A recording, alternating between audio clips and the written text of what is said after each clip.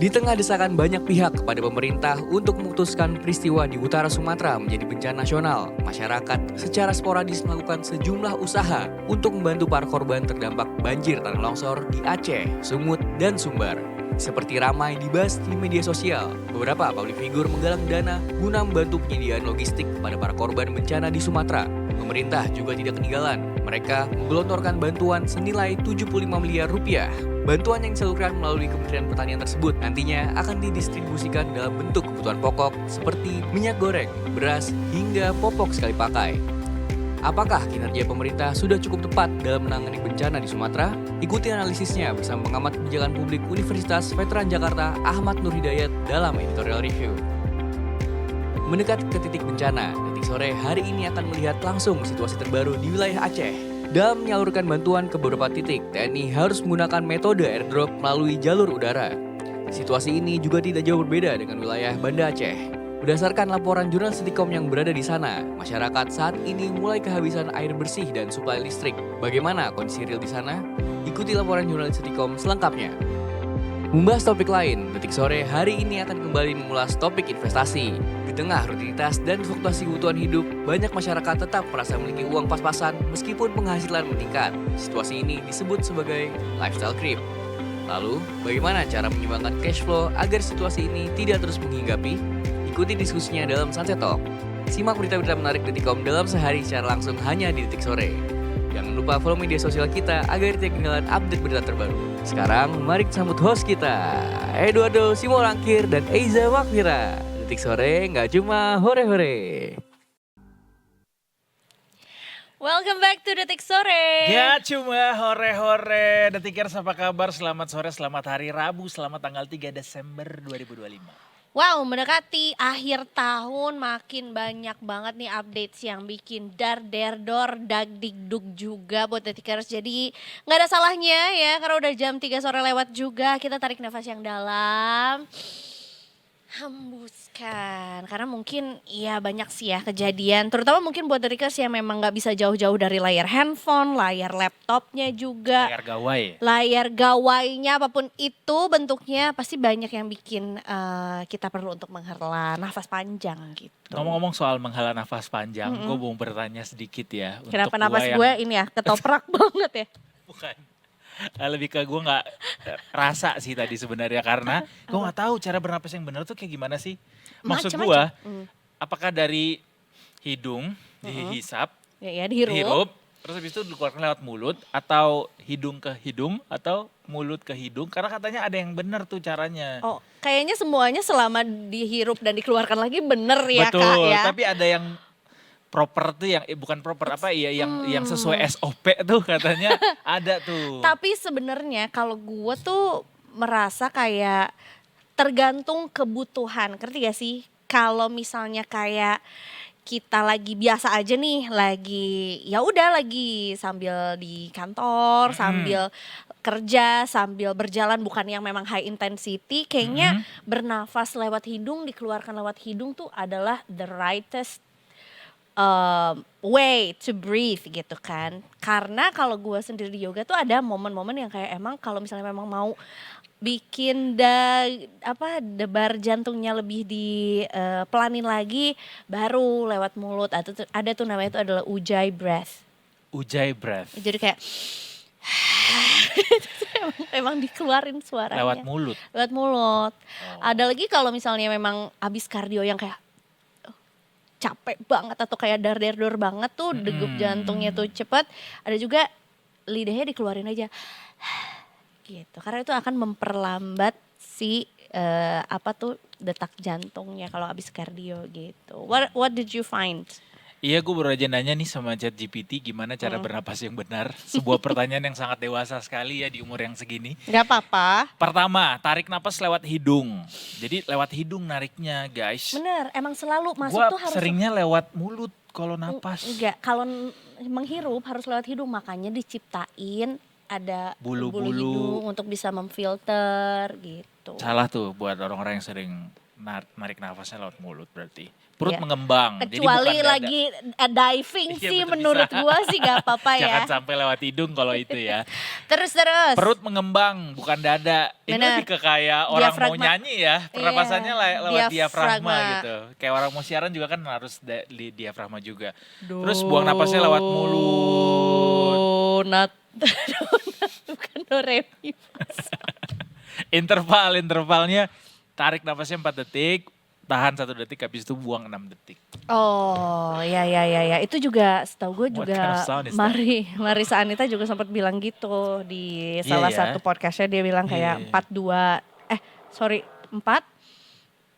5, 6 gitu ya. Apa Iya 4, betul. 5, 7 ya?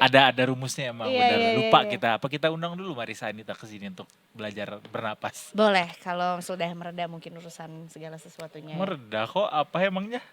Enggak apa-apa, mungkin Kan lagi lagi sibuk sibuk main akhir film. tahun. Iya, main film doi, Promo. banyak banget filmnya. Film.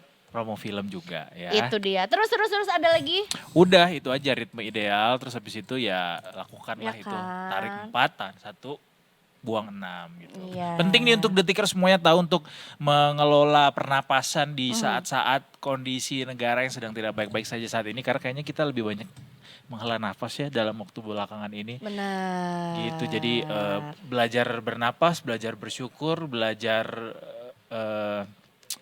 berbuat lebih banyak Nggak kebaikan bantu ya. untuk masyarakat dan juga Benar-benar, orang sekitarmu. sekitar kita, Seperti benar. aku.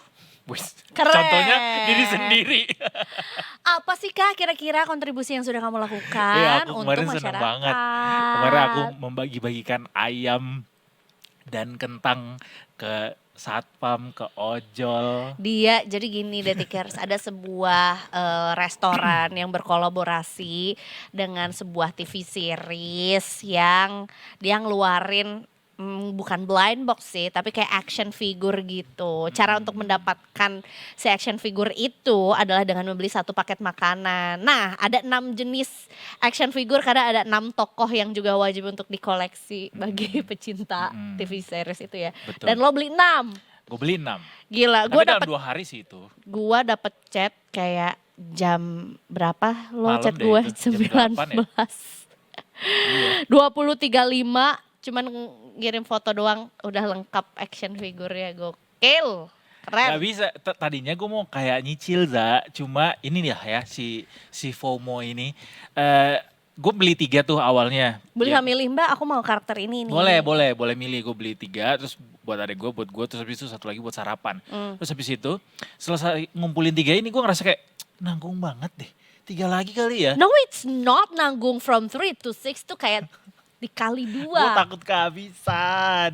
Terus habis itu udah kelar beraktivitas harian, terus langsung gue ambil itu, terus yaudah gue lagi nggak, gue udah belanja sekali udah makan nggak lapar kan, jadi udah 600.000. gue udah niatin gue akan bagi-bagikan ayam ini untuk orang-orang yang membutuhkan. Gue keluar, gue langsung lihat ada satpam di depan, gue bagiin. Terus gue lihat ada driver ojol, gue bagiin. Terus gue pulang, gue kasih ke ibu kos. Ibu gua. kos, ya. Sorry, walaupun harus direvisi, ibu kos tuh bukan orang yang membutuhkan. Ya dia lebih terlihat kaya daripada lu, karena lu di tempat dia. Dia terlihat membutuhkan tapi kemarin ya. Kelihatannya butuhnya tuh lebih ke lapar mungkin ya. Iya, jangan kayak orang-orang yang bilang sepertinya aman-aman aja, tidak terlalu mencekam. Ternyata semencekam itu Detikers kondisi di lapangan. Jadi kita tidak bisa ngelihat dari cover emang. Betul, atau Ya. mungkin nggak bisa menggunakan segala sesuatu tuh dengan perakiraan manusia tanpa ada ya scientific reasons misalnya ya, atau mungkin juga atau apa tuh namanya riset-riset yang juga sudah dilakukan juga Atau gitu. sesederhana lebih bijaksana aja gitu ya untuk Iya. menyampaikan informasinya. Karena kita sebetulnya hari ini juga masih mau bahas ya, kita nanti akan ngobrol bersama dengan seorang apa tuh ahli kebijakan. Pengamat kebijakan publik. Pengamat kebijakan ya, ngomongin soal bagaimana sebetulnya nih kebijakan Indonesia di masa mendatang ya gitu ya, biar bisa lebih wise lagi, lebih bijak lagi juga ketika menghadapi atau sebelum menghadapi bencana mitigasi. bahkan ya, untuk mitigasi bencana juga. Walaupun sekarang mungkin ya sudah terlanjur terjadi, tapi tentunya juga perlu ancang-ancang juga dilakukan Perlu sekarang. belajar. Mhm, mhm. Jangan sampai ini adalah harga yang begitu mahal yang harus kita bayar. Jangan sampai sudah bayar mahal-mahal, Mhm. kita nggak belajar sesuatu dari kejadian ini. Makanya nanti kita akan coba bahas bersama pengamat kebijakan publik.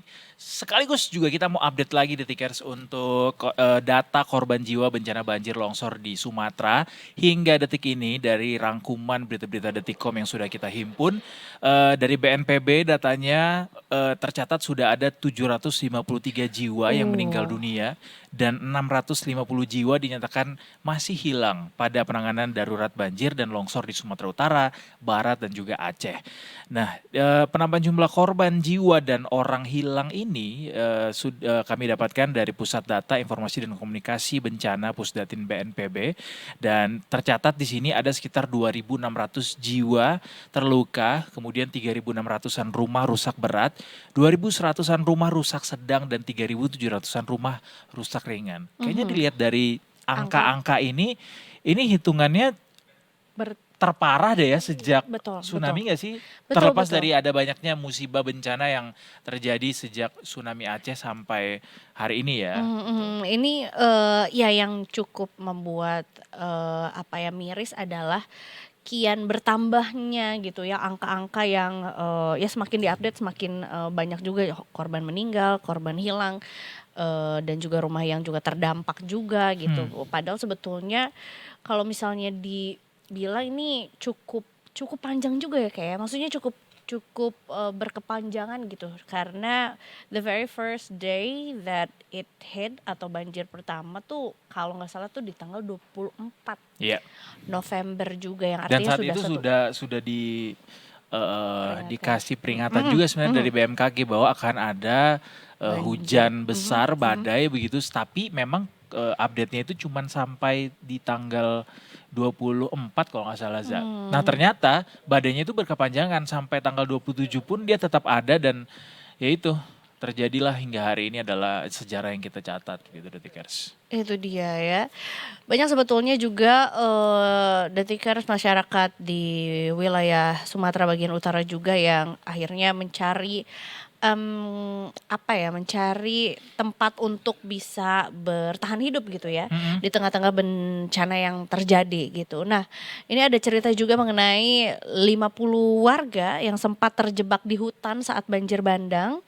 Ya, lebih tepatnya di Kabupaten Tapanuli Tengah, Sumatera Utara.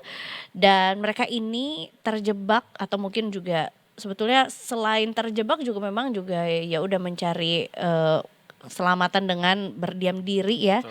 bertahan di hutan selama 2 hari dengan kondisi tanpa bantuan logistik. Salah satu keluarga korban bernama Rosmawati Zebua mengatakan adiknya menjadi salah satu dari 50 warga yang sempat terjebak di hutan akibat banjir di Tapanuli Tengah. Ini bersama dengan puluhan warga lainnya menahan lapar karena tidak ada makanan yang bisa dimakan juga Betul. ya. Dan tentunya juga mereka berusaha untuk bertahan hidup dengan tumbuhan yang berada di sekitar hutan yang memang bisa dimakan. Dan pada saat itu tumbuhan yang tersedia hanya nangka muda. Kemudian ya mereka memakan buah nangka muda temuan itu ya untuk sekedar mengganjal perut gitu. Dan tentunya juga dengan air yang seadanya, bahkan tidak ada sumber air juga mata air, Ya. jadinya dengan air hujan gitu. Nggak cuma tumbuh-tumbuhan doang, bahkan mereka juga bertahan dengan buah-buah yang bahkan juga tidak umum gitu ya dipakai untuk menahan lapar, yaitu durian. Ini terjadi di Tapanuli Tengah. Ada yang berupaya bertahan hidup dengan memakan durian karena wilayahnya masih terisolir ketika stok pangan dan juga bahan bakar di sana juga menipis hingga akhirnya ini keterangan dari Bupati Tapanuli Tengah Masinton Pasaribu yang bilang bahwa masyarakat di desa terisolir ini bertahan hidup dengan makan durian. Jadi sampai saat ini pun sepertinya masih ada daerah-daerah yang masih belum bisa dijangkau dengan baik gitu ya. Katakanlah misalnya ada beberapa daerah yang sudah terbuka aksesnya, namun untuk truk bisa sampai ke sana tuh masih belum bisa karena jalannya masih sangat kecil begitu. Termasuk di beberapa daerah Tapanuli juga seperti itu. Bahkan katanya Aceh Tamiang juga masih terisolir ya, belum bisa sama sekali masuk ke sana sehingga harapannya ini mudah-mudahan dengan intensitas hujan yang juga sudah mereda walaupun kemarin katanya mulai banyak lagi intensitasnya, naik lagi intensitasnya. Mudah-mudahan ini bisa segera ditangani dengan baik oleh pemerintah, mau bikin modifikasi cuaca kah atau bantuan yang semakin gencar dikirimkan. Betul. Karena sebetulnya juga ya para pemangku kepentingan, lebih tepatnya juga pemerintah juga ya yang bisa membuat apa ya keputusan dan juga bergerak semasif itu Secepat gitu, itu ya. secepat Karena itu mereka ya. punya instrumen Amunisinya, dan amunisi yang banyak sekali gitu. Itu dia ya. Ini termasuk juga kisah yang cukup memilukan gitu ya. Ya ketika sebetulnya juga serba salah ya kayak maksudnya ketika intensitas hujannya tetap tinggi, tentunya juga kesulitan untuk warga atau masyarakat juga untuk melakukan pencarian atau mungkin juga Betul. mencari tempat berteduh dan segala macam. Tapi begitu juga mataharinya cukup terik gitu ya, itu kan juga lumpurnya berubah menjadi Keras. air tanah liat Iya. gitu ya, yang akhirnya juga membuat proses evakuasi atau mungkin juga pembukaan jalan dengan alat berat juga semakin sulit juga gitu. Ini termasuk juga ada kisah penemuan jasad korban banjir di Aceh Tenggara yang ditemukan di Sungai Subulu Salam. Jadi pada saat ada warga yang sedang memanen sawit ya di kebunnya, kemudian warga ini melihat ada seperti ya jasad manusia gitu ya. Dan ketiga jenazah ini ditemukan di lokasi yang berbeda di aliran sungai Lae Soraya. Nah, akhirnya setelah ada informasi penemuan mayat, tim bergerak ke lokasi untuk melakukan evakuasi menggunakan perahu. Namun, pada saat proses evakuasi, bahan bakar perahu ini habis. Dan BBM seperti yang kita tahu juga Sulit. sebenarnya cukup merata ya, sulit dicapai, didapat Dijangkau. di berbagai daerah di area terdampak juga.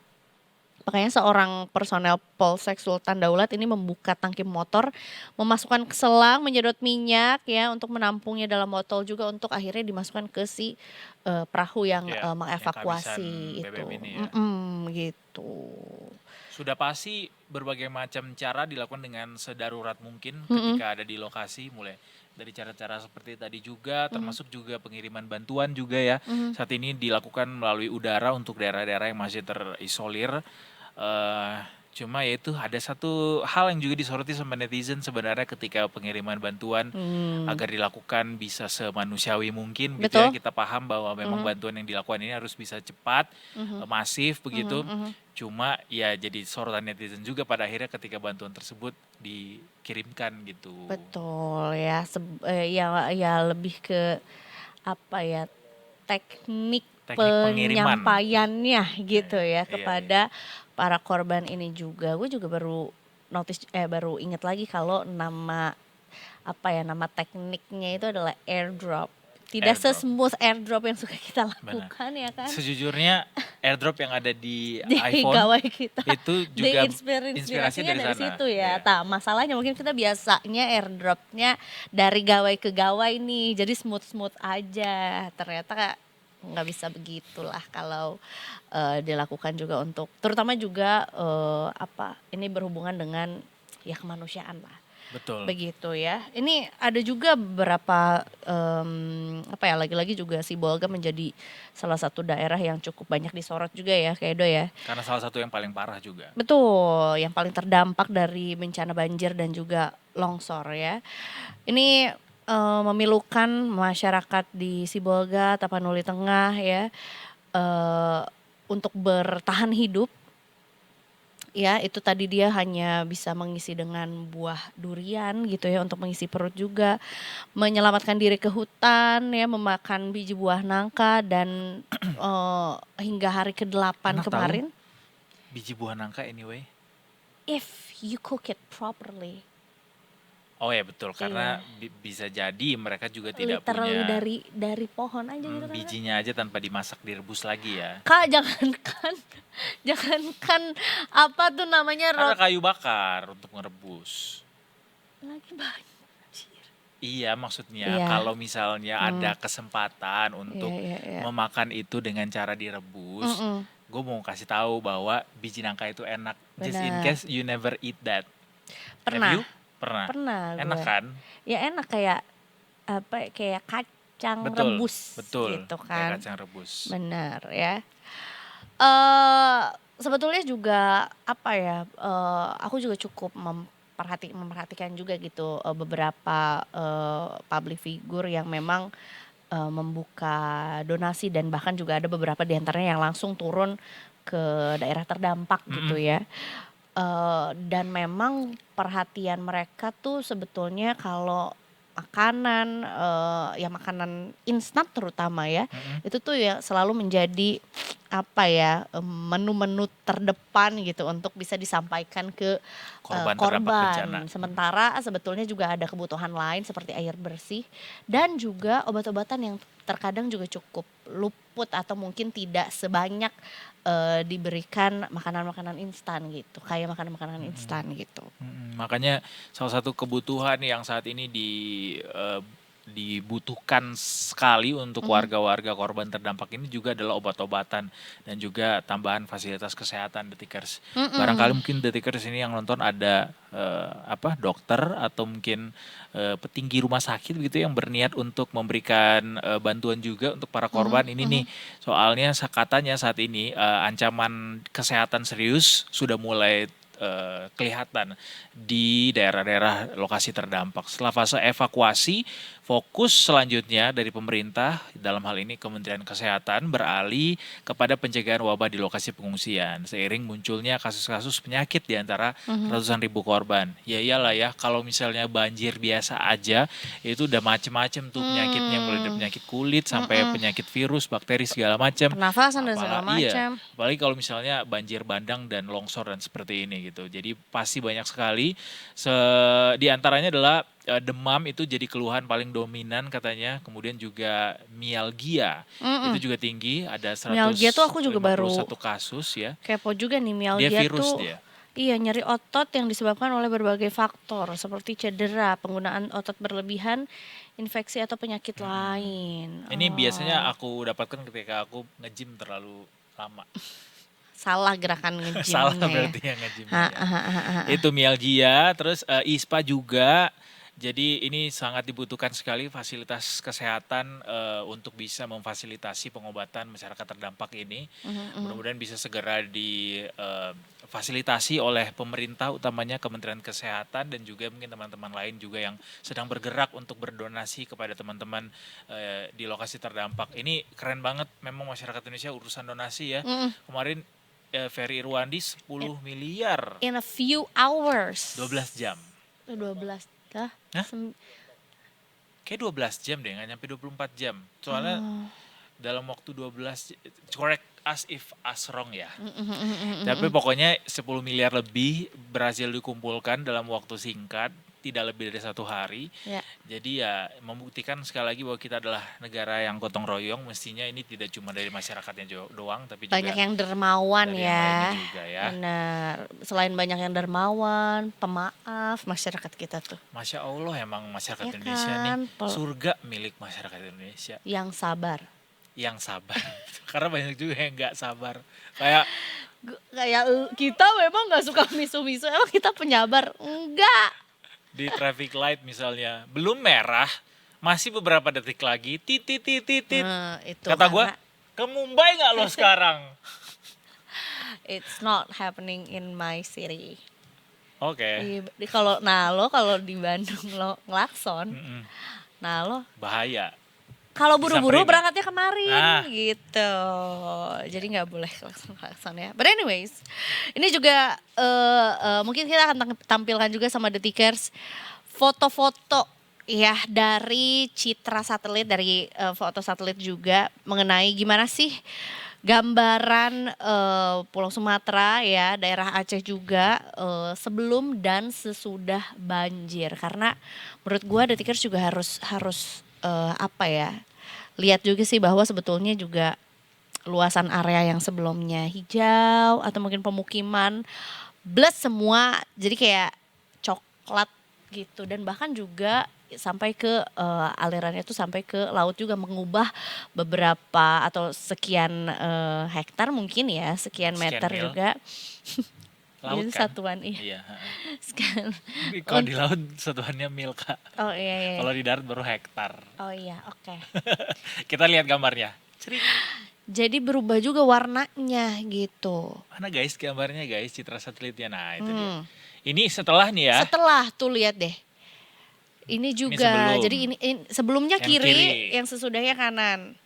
Ini sesudah lihat tuh lihat ya. Iya. Sampai mengubah warna air laut Lautnya. juga Betul, karena gitu. terbawa tuh yang dari hilir sampai ke yang Dari dari hulu hulu. sampai ke hilir. Itu gitu. dia.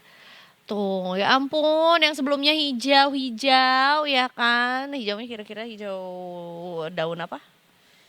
Hijau daun featuring Luna Maya.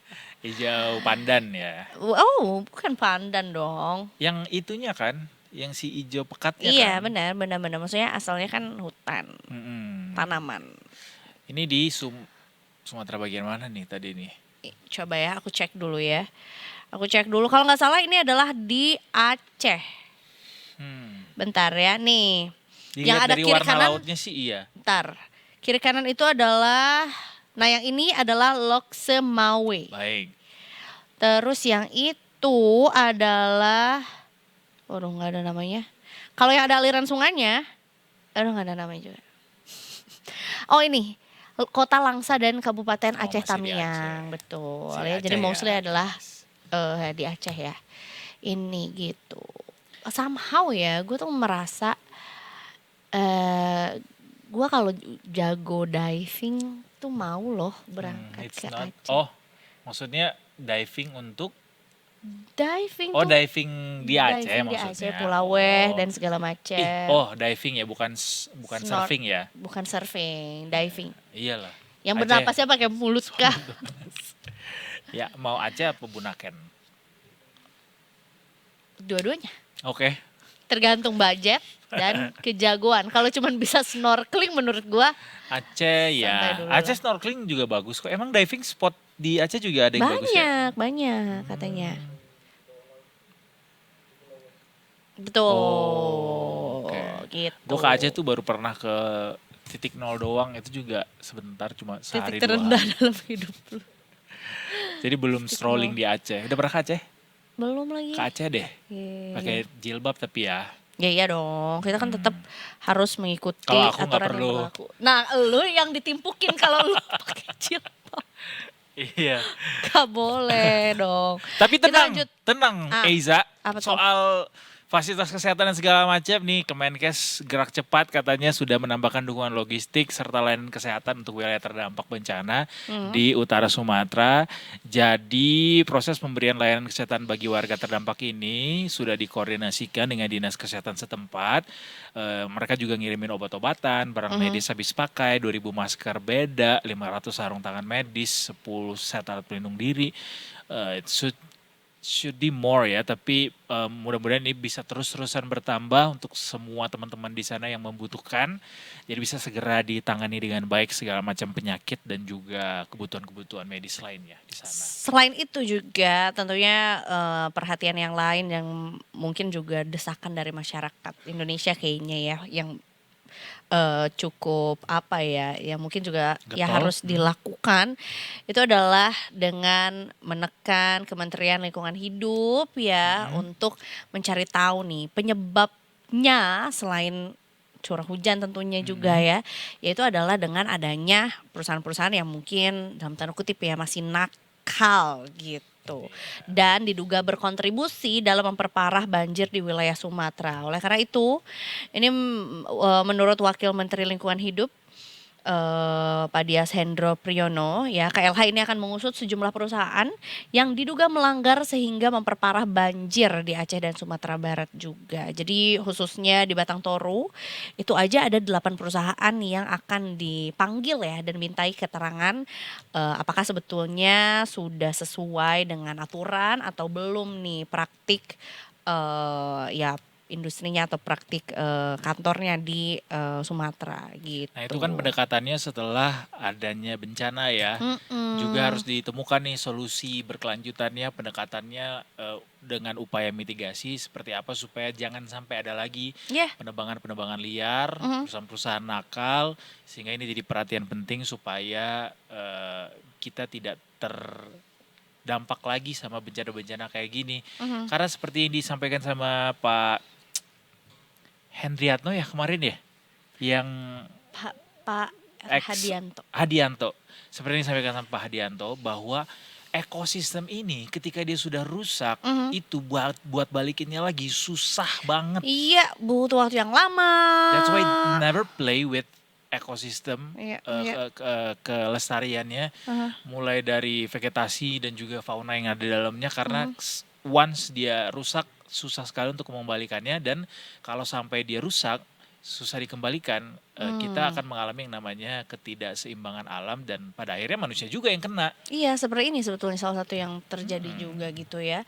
Yang maksudnya juga yang menikmati hasil dari industri itu kan hanya sebagian orang, tapi yang mendapatkan imbasnya, yang mendapatkan kerugiannya tuh ya lebih dari jutaan masyarakat Sumatera juga gitu. Obviously itu adalah lebih banyak mudaratnya ya. Jadi kita berharap semua pihak bahu-membahu mau belajar dari kejadian ini ya. Enggak cuma pemerintah, masyarakatnya juga. Kadang-kadang juga kan kita masyarakatnya juga ikutan nakal jadinya ya.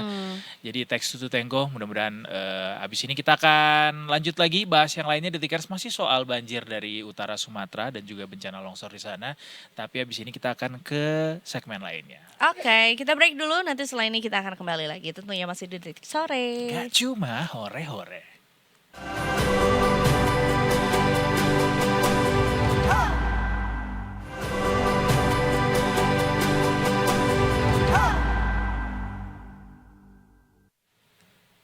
Masih bersama dengan kami Detikers di Detik Sore. Gak cuman hore-hore Detikers di jam 15.52 ini harusnya kita akan terhubung bersama reporter kita di Aceh yaitu Mas Agus Setiadi.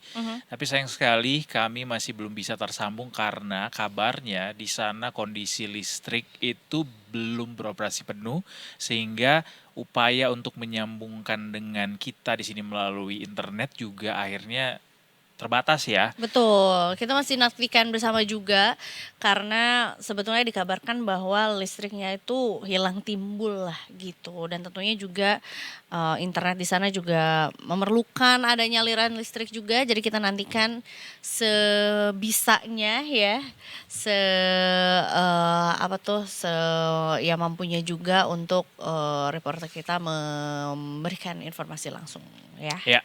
Yang pasti dari berita terakhir yang disampaikan ke kita, kalau dari Aceh memang kondisinya masih sangat parah juga, terutama di wilayah Tamiang juga ya. Bahkan Banda Aceh pun juga masih cukup parah karena kondisi listrik yang mana seperti yang dialami sama reporter kita Agus yang harusnya melaporkan dari Banda Aceh juga masih sangat terbatas gitu. Itu bisa menggambarkan bahwa kondisi di sana pun juga sampai saat ini masih sangat terbatas. Ini sebetulnya adalah kiriman video ya dari Mas Agus juga ya yang sempat sebetulnya dikirimkan dulu sama kami pada saat internetnya nyambung pada saat setelah itu ya. bukan minjem menuju ke lokasi yang ada gensetnya, jadi listriknya minjem genset gitu. Itu dia ya, itu gambarannya seperti itu parahnya dan tadi di itu Tamiang tadi ya? lokasinya adalah di Aceh Tamiang juga, kabupaten ya,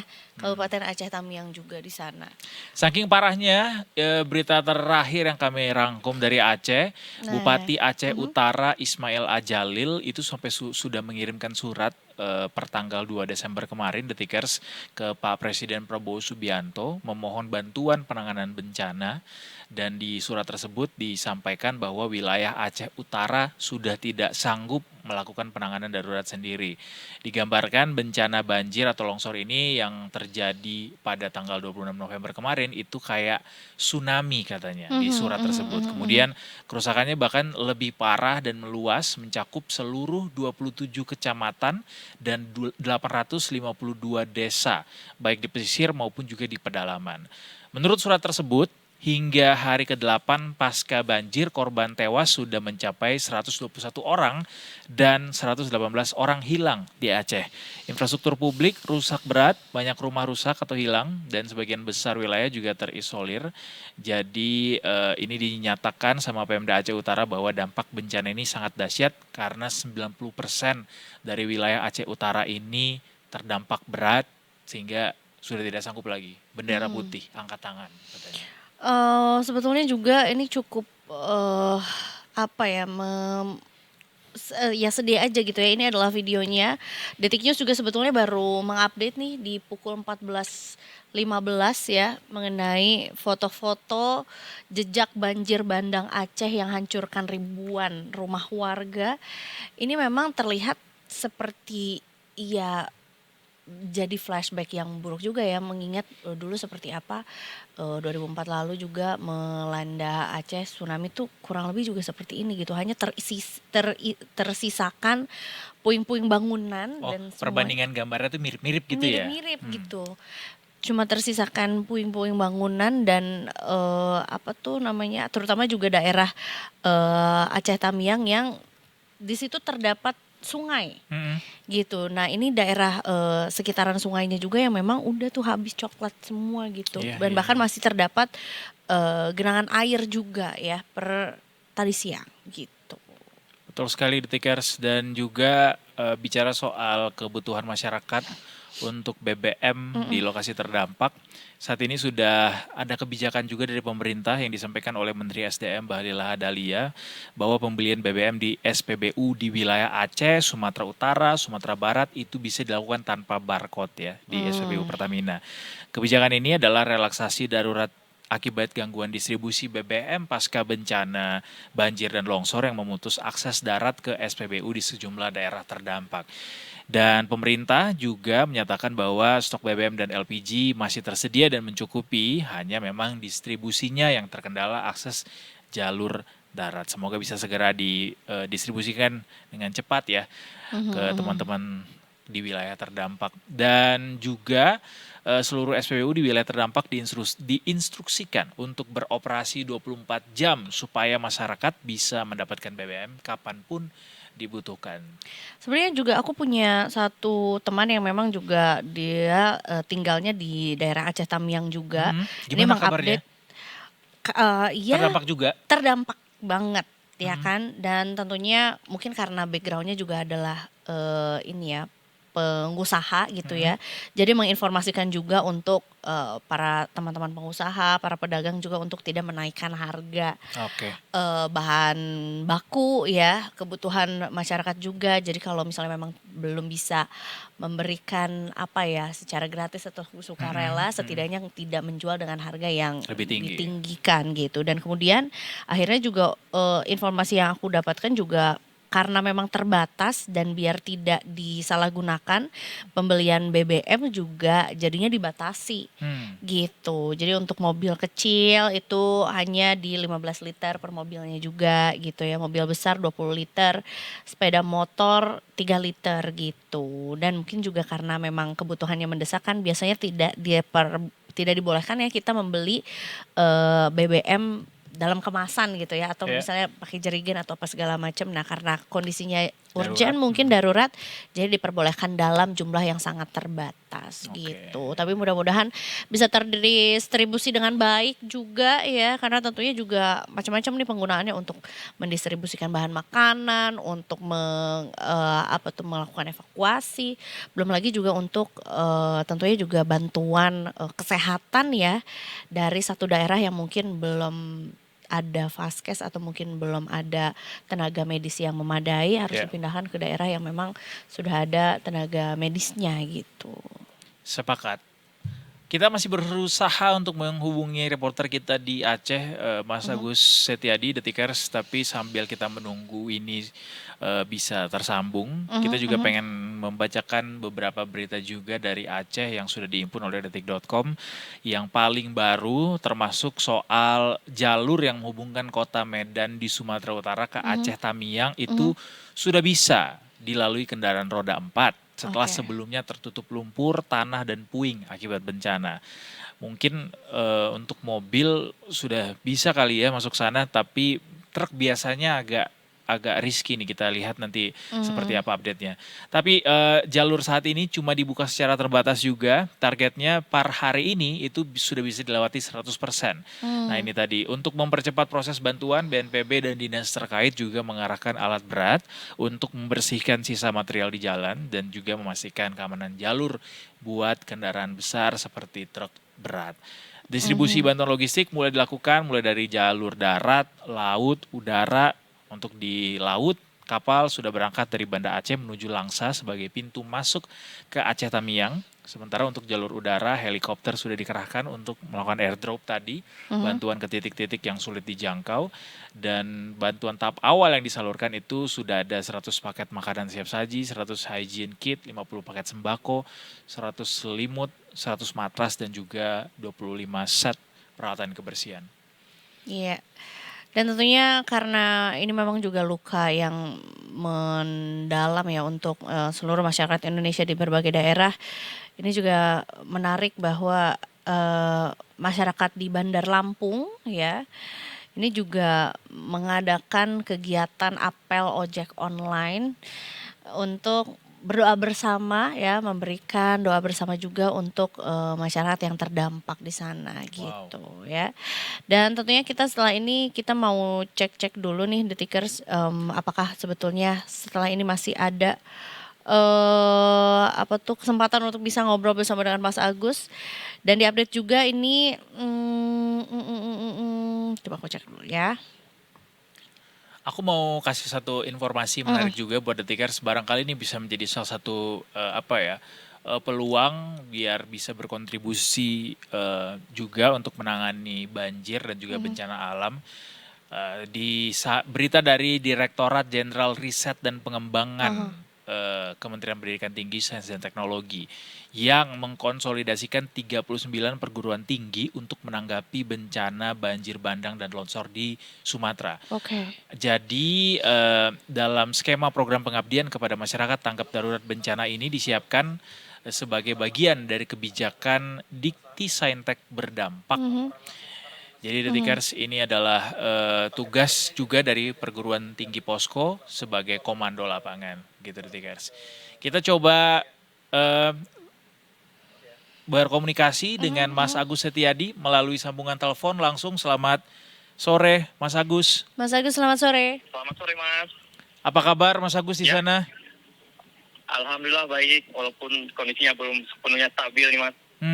Masih tinggi kah intensitas hujan di sana?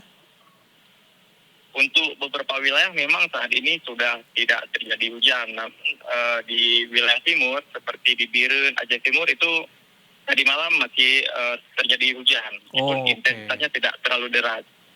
Untuk Banda Aceh sudah tidak hujan lagi. Untuk Aceh sudah tidak hujan di Banda Aceh Mas ya. Iya Mas. Oke. Kalau untuk penanganan lokasi terdampak di lokasinya Mas Agus sampai saat ini seperti apa Mas eh, eh, keadaannya dan juga kebutuhan di Ya, sana? mm-mm. Memang saat ini di Aceh ada 18 kabupaten kota di Aceh yang terdampak banjir maupun longsor. Beberapa wilayah memang baru-baru ini bisa dijangkau lewat udara karena Mm-mm. jalan akses darat itu terputus total seperti di wilayah Benar Meriah dan Aceh Tengah. Itu cuma bisa diakses melalui udara. Mm-mm. Dan di wilayah timur seperti di Aceh Tamiang, Aceh Timur juga masih banyak daerah-daerah yang terisolir sehingga tidak dapat diakses lewat jalur darat. Betul. Dan jalur darat sendiri di Jalan Banda Aceh Medan itu banyak yang terputus maupun rusak sehingga penyaluran bantuan ke beberapa wilayah itu memang sedikit mengalami kendala karena Mm-mm. aksesnya yang terputus. Mm-mm. Namun eh, saat ini pemerintah Provinsi Aceh maupun pemerintah pusat sudah menyalurkan bantuan ke daerah-daerah terdampak. Jadi Mm-mm. bantuan itu dari provinsi langsung di-drop ke kabupaten kota, Mm-mm. kemudian langsung disalurkan ke wilayah-wilayah yang terdampak. Kondisi saat ini memang semua desa atau kecamatan di beberapa kabupaten itu cukup parah. Itu terjadi di hampir merata di seluruh daerah. Contohnya di Benar Mulia. Di Benar Mulia itu sendiri Oke. hampir semua kecamatan di kabupaten itu terdampak, baik itu longsor maupun banjir.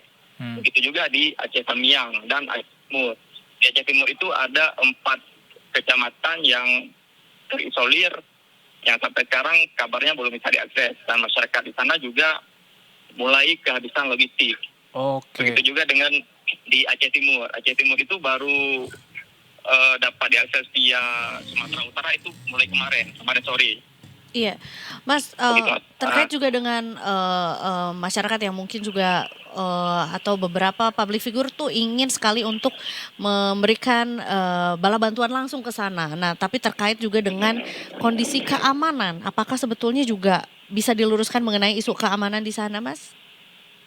Ya, mungkin kalau untuk bantuan, pemerintah Aceh saat ini sudah membuka posko di kantor gubernur. Mungkin untuk bantuannya itu bisa langsung dikoordinasikan dengan pemerintah Aceh maupun tim posko yang ada di kantor gubernur seperti itu.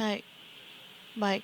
Berarti tidak ada isu penjarahan di minimarket ataupun juga bantuan yang melalui darat gitu ya, dapat gangguan dari sekelompok massa mungkin?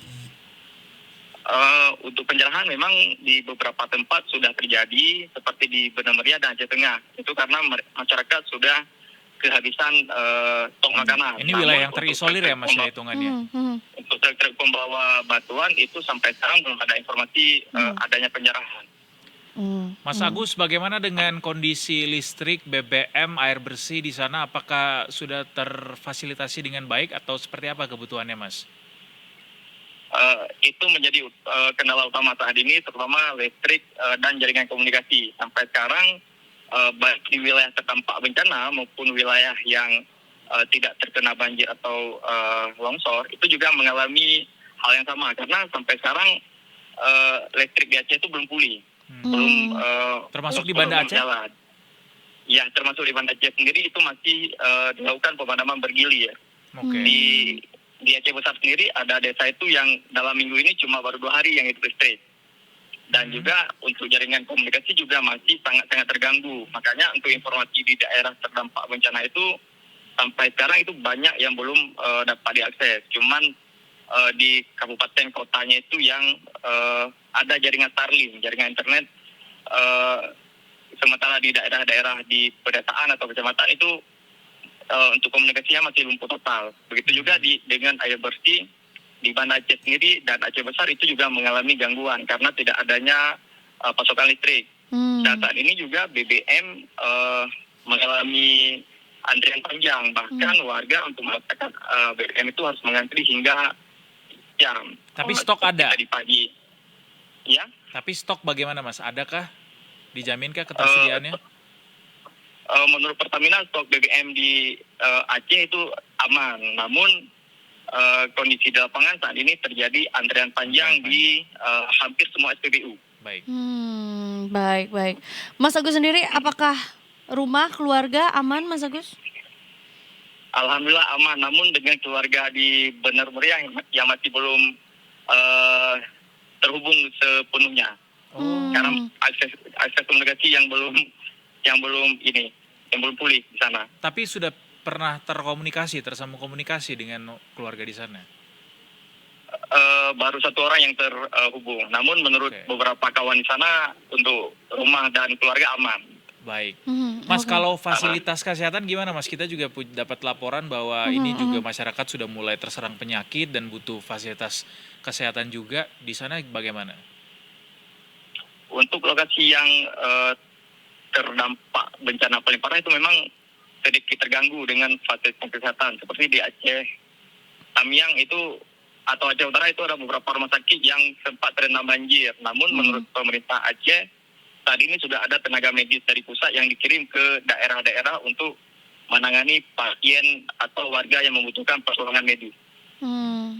Baik. Kalau pangan Mas, pangan gimana Mas? Untuk pakan di Banda Aceh masih stabil, namun ada terjadi kelangkaan seperti telur dan gas LPG. Dan untuk harga yang lainnya seperti itu harganya mencapai cabai merah itu 300.000 per kilogram. Oh, wow. Cabai merah 300.000 per kilogram di Banda Aceh. Iya, Wow, di wow. Banda Aceh sempat 300.000.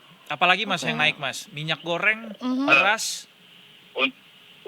Utamanya yang naik yang barang-barang yang dipasok dari wilayahnya seperti sayur dan barang-barang yang dibawa dari Medan yang dibawa. Ah, Nah, Oke. baik, seperti baik. bawang itu sempat menaikkan harga. Iya, iya, iya. Berarti tentunya juga bukan hanya karena dimanfaatkan oleh para pedagang atau mungkin juga memang karena stoknya juga pun tidak banyak dan belum tahu kapan akan datang lagi juga dari daerah terdampak. Betul, karena untuk akses dari Sumatera Utara sendiri baru kemarin bisa masuk ke wilayah Aceh Tamiang. Hmm. Belum sampai bisa ke Banda Aceh karena ada jembatan putus di wilayah Kota Belang Biru seperti itu. Hmm. Tapi yang Jadi Medan dari Tamiangnya Sumatera sudah Utara Mas ke ya? Banda Aceh belum bisa 100%. Mas, seperti apa kondisi posko pengungsian di sana? Apakah sebetulnya juga masyarakat sudah ada yang ingin pulang atau membereskan rumahnya begitu? Mm-mm. Untuk beberapa wilayah yang sudah surut airnya, masyarakat sudah kembali ke rumah masing-masing untuk melakukan membersihkan rumah mereka. Namun ada beberapa desa itu yang banjirnya sudah surut sebenarnya. Namun di dalam rumah mereka itu lumpurnya itu kadang hampir setinggi atap. Jadi mereka sudah tidak bisa lagi membersihkan rumah. Dan ada juga warga yang rumahnya hilang karena terbawa air. Sehingga terpaksa harus tinggal di pengungsian. Baik, baik kalau begitu Mas Agung, stay safe ya Mas Agung Ya. di sana. Ya, dan semoga segera bantuan yang dibutuhkan begitu ya segera bisa sampai ke wilayah-wilayah lokasi terdampak ini Iya. termasuk juga di Banda Aceh, Tamiang dan sekitarnya. Mas Agung, satu lagi Mas untuk korban meninggal dan ya dengan jumlahnya yang sangat banyak, apakah bagaimana para korban ini akan dikuburkan? Apakah secara massal atau mungkin seperti apa Mas Agung? Untuk korban sendiri kan ini merata tersebar di sejumlah daerah. Jadi keluarga yang ada keluarga yang meninggal itu langsung kuburkan sendiri. Dia tidak melakukan masalah karena korban terbanyak itu tidak di satu desa, tapi menyebar. Misalnya di Aceh Utara itu sudah 70-an, itu kan tersebar di beberapa desa. Kemudian di Aceh Tamiang sampai kemarin itu sudah ada 22 korban yang meninggal. Itu juga tidak di satu lokasi. Jadi kemungkinan besar tidak ada dilakukan secara massal seperti itu. Termasuk dari pemerintah daerah juga tidak ada imbauan begitu ya? Sejauh ini belum ada. Cuman beberapa kabupaten kota yang bupatinya itu sudah menyatakan ketidakmampuan mereka untuk melakukan upaya tanggap darurat. Seperti Aceh Utara baru-baru ini sudah menyurati Presiden Bapak Prabowo itu mengatakan mereka sudah tidak sanggup menangani bencana ini. Karena menurut Bupati Aceh Utara banjir yang terjadi di sana itu lebih parah dibandingkan tsunami. Kalau tsunami dulu kan korban terdampaknya itu di wilayah pesisir, tapi kalau banjir sekarang ini itu secara menyeluruh. Iya. Termasuk juga skala keparahannya juga ini merata ya Mas ya? Atau ada wilayah yang tidak terdampak cukup besar begitu? Hampir rata-rata terdampak cukup besar. Cuman beberapa wilayah daerah yang tidak terkena banjir maupun longsor. Banda Aceh itu hanya genangan sebentar. Dan Aceh Besar juga seperti itu. Sementara di wilayah paling terdampak itu di wilayah timur, terutama di Aceh Tamiang. Siap, baik. Baik, Kalau begitu Mas Agus, terima kasih banyak atas informasinya. Semoga baik-baik di sana dan bisa segera pulih dan mendapatkan bantuan yang dibutuhkan ya Mas ya. Terima kasih banyak sekali lagi Mas Agus. Selamat sore. Ya, sehat Mas. selalu Mas Agus, Oke. terima kasih. Itu tadi dia Detikers ya, yang bisa disampaikan oleh reporter Detikom juga yang berada di Banda Aceh ya, berarti sekarang posisinya ya, berada di Banda Aceh juga, yang tadi menyampaikan bagaimana sebetulnya juga masyarakat di sana sudah menerima bantuan dari pemerintah daerah gitu ya, walaupun masih membutuhkan waktu lebih panjang untuk bisa terdistribusi secara merata begitu. semuanya masih serba terbatas, termasuk beberapa dampak juga yang akhirnya ditimbulkan mulai dari harga-harga pangan yang juga Melonjak. bergejolak. Jadi sangat dibutuhkan upaya bantuan dari pemerintah pusat untuk menstabilkan harga pangan tersebut ya, karena itu juga jadi salah satu kebutuhan dasar yang dibutuhkan sama masyarakat yang terdampak. Detikers, kita break sebentar. Habis ini kita akan kembali lagi dengan market review sebelum akhirnya kita akan kembali bahas tentang bencana dan duka dari utara Sumatera. Sesaat lagi, tetap di Detik Sore. Enggak cuma hore-hore.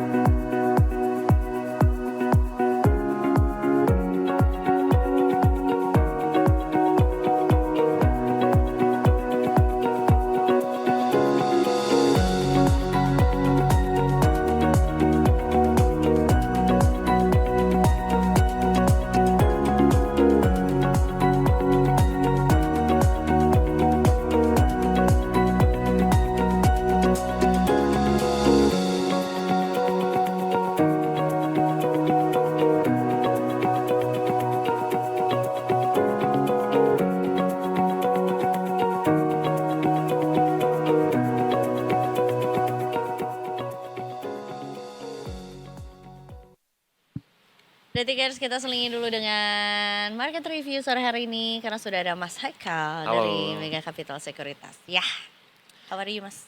Baik. Mas nggak ganti baju dari minggu lalu. Oh, sama ya? Kemarin ini juga. Karena bangga dong pakai ulo. Gue setin Senin apa Selasa apa. Oh gitu. Jadi setiap Rabu tuh emang selalu itu ya. Iya. Kamis ntar yang apa gitu. Keren. Keren. Masalahnya seragamnya batik ya kalau di kantor gue. Jadi kayak Senin sampai Jumat batik. enggak Keren. Senin sampai Kamis. Jadi kan terbatas gitu itunya. Oh, Kalau Senin Kamis tuh batik Batik. emang. Jumat Iya, baju iya. olahraga. MTS. Iya nih, bukan. Enggak loh. tahu. Ini mah ulos, Ulos, ini. baju. Nih. Iya betul, di Malaysia juga ada batik tapi harus diakui. Gue Hujan akuin. gak sih guys? Iya betul hujan. Tapi emang minggu kemarin kesini ya kayak. Kesini Iya. sama Mas. Pengawalnya tapi Mas Revo waktu itu. Itu 2 minggu lalu gak sih? Masa sih? 2 minggu Minggu lalu. lalu. Minggu lalu Oh, waktu minggu kita lalu, bahas ya. ISG tuh 8.500, sekarang iya, udah iya, 8.600 nih. Minggu lalu. Oh, turun dia. Turun, Turun Bang. di akhirnya. Salah lagi nih. Iya. Tapi- Gak usah tapi- dibahas tapi- kalau yang ini Mas.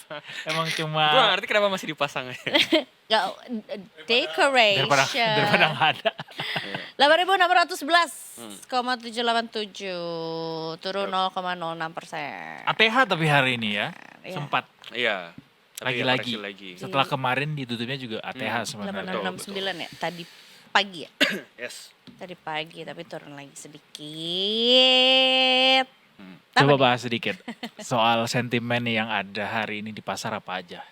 Oke, sebenarnya cukup banyak ya. Dari pertama dari global itu Fed udah hampir probabilitas rate cut di Desember tuh udah 93%. Alhamdulillah dong. Ya udah hampir pastilah di Desember ini bakal rate cut. Yeay. Terus Bank of Japan itu mau naikin interest rate justru, tapi kalau misalnya di Asia ada yang mau naikin interest rate, itu justru ada semacam bandwagon effect gitu ke rupiah. Jadi rupiah kemarin kan juga cukup menguat. Dan itu dari sisi globalnya paling. Tapi kalau dari sisi domestik ada rilis data inflasi sama trade balance di Senin kemarin, di mana inflasi kita turun dari 2,86% jadi ke 2,72% lagi. Trade balance-nya nge-slow down lagi, lebih lambat gitu. Kemarin surplus hampir 4 billion 4 billion USD lebih, sekarang sekitar 2,39 billion. Dan salah satu penyebabnya tadinya kan ada front load ekspor tuh ke Amerika dari China, transshipment ke Indonesia, dan sekarang itu udah normalize lagi. Nah, apa dampaknya inflasi yang udah makin Turun. melambat, terus Fednya rate cut ya kemungkinan ada sentimen positif BI bakal bisa rate cut nih di bulan Desember. 50 lagi langsung. Enggak lah, kayaknya sih enggak Iya sih. juga. Kayaknya 25 sih. What is bandwagon effect? Bandwagon effect itu adalah misalnya kayak ada satu, misalkan kalau misalnya interest rate naik di Jepang, itu kemungkinan banyak yang ngebeli bonds ataupun market currency di sana, yen, dan itu bakal ada spill over-nya biasanya ke currency Asia lainnya, Termasuk rupiah. masuk rupiah. Dan kalau Kita kebawa, yes. ketarik juga. Dan kalau kita ngelihat di hari ini dan kemarin yang menguat itu bukan rupiah doang, tapi kayak baht, terus peso itu juga menguat gitu. Kan menajam ya peso ya. Ah, Piso surat. Sorry. Tapi Oh, memang sentimen terkuat yang dari Fed bakal nge-cut rate di akhir tahun ini hmm. jadi sentimen terkuat ya. Iya, karena itu bener-bener flip banget gitu. Jadi waktu itu narasinya kan sempet kita di September akhir itu yakin banget Fed itu bakal melakukan rate cut. Terus ya, di betul. Oktober tuh tiba-tiba si Jerome Powell narasinya itu jadi hawkish lagi. Jadi kayak kayaknya nggak bakal rate cut deh di bulan Desember tuh, probabilitasnya tuh turun tuh. Market nge-expect mungkin sekitar 40%-an doang. Nah sekarang tiba-tiba ya dia balik arah lagi, kayak mulai nge-emphasize permasalahan di labor market lebih severe dibandingin dibandingin inflasinya, dan market sekarang expect si The Fed kayak bakal rate cut lagi. Penganggurannya naik ya. Yes, ya NFP-nya naik, dan sebenarnya di perekonomiannya lumayan slow down, baik di PMI manufakturnya ataupun di penjualan retailnya mereka kemarin cukup rendah sih gitu. Jadi there's no way Fed bakal nahan rate gitu ya biar bisa mengembalikan daya beli. Ya tetap ada chance-nya itu, tapi mungkin ya di bawah 10% lah mungkin itu. Atau Ada pengaruhnya nggak sih dari ini tuh bukan timbal yang berbalik ya, tapi maksudnya gara-gara apa tuh namanya rate yang dikasih sama US ke negara lain akhirnya berbalik ke dia juga, akhirnya nggak banyak produksi yang bisa dilakukan gitu. kalau sebenarnya ini lebih masalah, kalau interest rate itu hubungannya lebih ke domestiknya aja sih. Lebih ke misalnya untuk pengembangan bisnis atau apa, mungkin cost of fund terlalu besar untuk minjem duit dan segala macam, jadi ekonominya lebih slow down aja gitu di situ. Oh. Walaupun dia tinggal nyetak duit aja sebenarnya ya. Itu Iya sih. dipakai terus di mana-mana gitu ya. Oke. Dari domestik, dalam negeri. Kalau dari domestik sebenarnya sentimen selain dari tadi trade balance dan inflasi, mungkin ya dari bencana yang di Sumatera itu sih sebenarnya lumayan ngaruh sangat ngaruh sih sebenarnya. Sentimennya kemana Mas? Sentimennya pertama ke sektoral tuh lumayan di batubara, CPO yang banyak di Sumatera, dan Iya. apalagi penggali kayak misalnya kalau di penambangan itu misalnya curah hujan tinggi atau apa, itu penambangan pit itu bisa terganggu di situ. Jadi itu pasti bakal berimpact sama revenue mereka gitu. Tapi yang menarik juga sebenarnya ada sektor yang dapat sentimen positif sebenarnya. Yaitu? Dari hari ini tuh yang lumayan gerak cukup signifikan di infrastruktur. Itu mungkin di pembangunannya nanti pasti di repairmentnya apa, mungkin mereka bakal bisa meningkat itu pendapatan. Blessing in disguise-nya di sektor infrastruktur. Iya, hari ini yang top gainersnya dari infrastruktur, nomor 2 properti. Oke. Iya, dari situ. Tapi yang paling suffer itu di banks Banks, ya. sama consumer, karena banks turun ya. ada resiko NPL bakal meledak kan, dimana kan bisnisnya pasti shutdown semua tuh di Sumatera. Gara-gara bencana Sumatera. Jadi resiko NPL-nya naik, jadi banks lumayan terdampak juga tuh. Kirain gara-gara mau menghapus slik OJK untuk beli rumah. Iya, sampai mana tuh itunya Belum tahu. Saya juga belum tahu. Belum. Kita terhubung sama Pak Marwaran Sirait hari ini. Jadi memang sangat berdampak juga ya ke market ya, kejadian di Sumatera ya. Iya.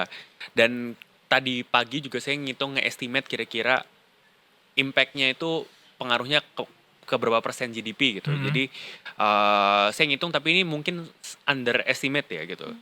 Jadi misal batas bawahnya ada 20% yang berkurang itu aktivitas produksinya, sama 40% itu mungkin batas atasnya gitu. Itu Ini apa nih, sektor apa? sektor, saya ngambil infrastruktur, terus ngambil sektor penambangan, terus CPO? ada agriculture, Hah? sama consumer gitu, 4 itu. Yang berkurang 20% itu apa tadi? Di sektor itu dan jadi saya menggunakan namanya IO model gitu. Jadi IO model tuh kalau misalnya kita itu tuh bentuknya matriks, jadi udah ada hubungan antara Iya. sektor satu sama lain. Kalau kita fokus misalnya di sektor yang kira-kira pasti terdampak 20%, dia melihat juga Dampaknya ke yang dampaknya lain. ke yang lain juga. Dan sejauh ini roughly numbers kita itu impact-nya itu kalau misalnya cuma sebulan aja ini sampai bisa merugikan sampai 50 sampai 100 triliun sih sebenarnya. Oh wow. Dalam sampai 1 bulan tuh. 1 bulan doang. Kalau misalnya berkepanjangan itu bisa lebih lagi. Ini catatan, ini disclaimer-nya ini masih underestimate ya. Masih underestimate gitu. 1 triliun 50 sampai 100 50 sampai 100 triliun. Itu Ya. dengan asumsi itu baru hitungan 1 bulan aja itu 1 masalahnya. bulan tidak kelar penanganannya gitu Iya, ya. 1 bulan itu penanganannya dan Which itu besar sekali bisa ya. lebih parah lagi sih kalau Karena misalnya ada dapat 3 bulan. produksi-produksi yang terhambat kan pada akhirnya. Iya. Berarti bisa ngaruh ke GDP juga pada akhirnya nanti Iya, di akhir. tapi belum, kalau GDP itu kan sebenarnya perhitungannya itu adalah value added tambahannya gitu ya. Jadi GDP itu weakness-nya juga dia nggak memperhitungkan kerusakan aset gitu. Jadi misalnya aset yang rusak itu nggak dihitung Nggak sebagai kehitung. pengurangan GDP, tapi Iya. justru misalnya kita ngebangun lagi alat yang rusak itu bisa GDP bisa nambahin GDP. Jadi bisa aja GDP sebenarnya kelihatannya oke-oke aja, Tapi kan sebenarnya- ngaruh ke konsumsi nggak sih Mas? Juga pada akhirnya. itu bisa mungkin yang berpengaruh adalah kalau aset yang rusak itu aset yang mempengaruhi misalnya sektor produksi, jadinya orang banyak yang nggak kerja atau apa, itu mungkin dari sisi itunya. Tapi kalau dari sisi direct countingnya, aset yang rusak itu nggak terhitung sebagai pengurangan GDP gitu. Karena tidak masuk dalam variabel hitungan. Yes. Walaupun bisa jadi ke yang lain Iya, gitu ya. indirect dampaknya effect-nya ya. mungkin bisa Cuma ngaruh. itu belum Iya. dilihat. Yes, apalagi bisa juga dengan kalau misalnya ada bencana alam dan ternyata pemerintah menaikkan government spending, itu juga mungkin bisa nge-offset GDP. Jadi sebenarnya walaupun secara manusia yang di sana kehidupannya worse off gitu, tapi ya secara GDP nanti mungkin bisa kelihatannya baik-baik aja. Jadi kayak itu nggak terlalu mencerminkan keadaannya Oh, I juga see. sih gitu. Oke. Jadi saya pakainya tadi makanya nominal angka aja gitu, bukan GDP growth-nya atau apa gitu. Oke. Ya, Kalau GDP sejauh ini dari Mega Capital Securities berapa untuk proyeksi akhir tahun? Kalau akhir tahun dengan government spending yang very agresif mungkin 5,1 sampai 5,2 sih. Gitu. Itu buat Q4. Buat Q4 gitu. Berarti Di full year-nya sih masih di 5,07%-an aja. Itu tuh Bagus apa enggak? bagus atau enggak? Lebih ke ya sebenarnya itu secara historis Indonesia growth-nya rata gitu-gitu aja sih. Iya.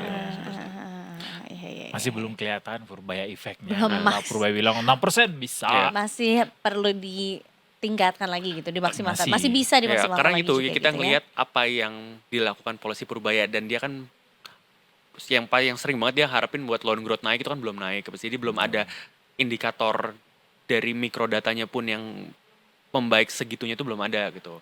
Ya mungkin belum gitu. Karena baru Makanya. tadi. Ini kan Ngacung dulu nggak beliau naikin lagi nih, nambah lagi kan yang kemarin 65T. Nyuntik ke Himbara. Sementara kredit juga, loannya juga masih segitu-gitu aja tuh. Gimana menurut Mas Haikal? Is it quite wise untuk nambahin lagi suntikan tadi? Kalau saya ngeliatnya sih sebenarnya secara permasalahan itu di demand-nya sih, bukan di supply side-nya. Jadi di demand for loan-nya sebenarnya yang nggak ada gitu. Dan kalau misalnya dikasih supply sebanyak apapun, sebenarnya kalau demand for loan-nya itu tidak terlalu diperbenahi, itu sebenarnya juga loan growth-nya nggak bakal tumbuh. Demand ini dari sisi apa yang harus kita perbaiki? Dari sisi misalnya dari investment ada terjadinya misalnya pembuatan pabrik baru atau apa, jadi working capital Berarti loan, insentif fiskalnya. investment loan, ya itu bisa di situ juga bisa. Nah tapi kalau saya ngelihatnya juga Pak Purbaya ini kan bukan ngasih injeksi seperti nge-spending APBN, ini kan cuman penempatannya aja Betul. ditaruh. Jadi sebenarnya kalau nggak works pun side effect-nya nggak begitu parah. Jadi kayak ya udahlah coba dulu aja gitu ditambahin lagi gitu. Hmm, hmm, hmm. I see, I Gitu. see. Gitu Pak Purbaya. Wow. Yang Pak, tenang. habis ini nama Mas Haikal melambung. Berarti iya dari yang tadi Sorry, pengen nambahin dikit lagi Ah. aja. Yes, please. Soalnya kenapa salah satu, jadi kalau BI itu kan dia punya data spendingnya dia itu dialokasikan kemana gitu orang-orang di Indonesia. Dan sekarang itu orang Indonesia itu trennya yang lagi naik itu adalah spendingnya untuk bayar utang, debt repayment loan. Oh, Jadi ya? ya boleh dilihat sih di BI. Jadi debt repayment loan itu terus meningkat gitu. Nah, kalau kayak gitu kan secara common sense aja orang yang lagi mau bayar utang banyak, Gimana dia mau ngambil kredit lagi? Dia mau ngambil kredit lagi. Jadi Orang Indonesia mah gitu Mas.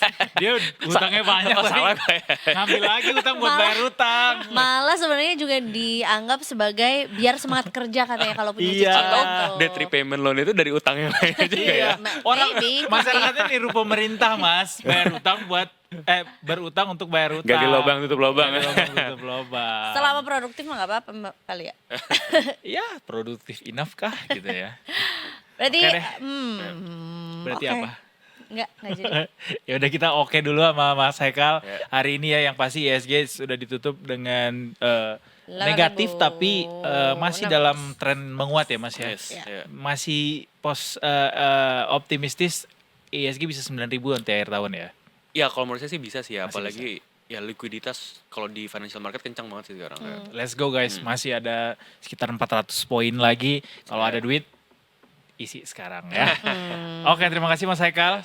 Terima kasih Detikers, but don't go anywhere. Thank you, Kita thank masih akan you. ada sampai ke 5:30 sore nanti alias 1 jam lagi ya. Jangan kemana-mana tentunya masih di Detik Sore. Gak cuma Hore-hore. Hore-hore. Ada. Nah,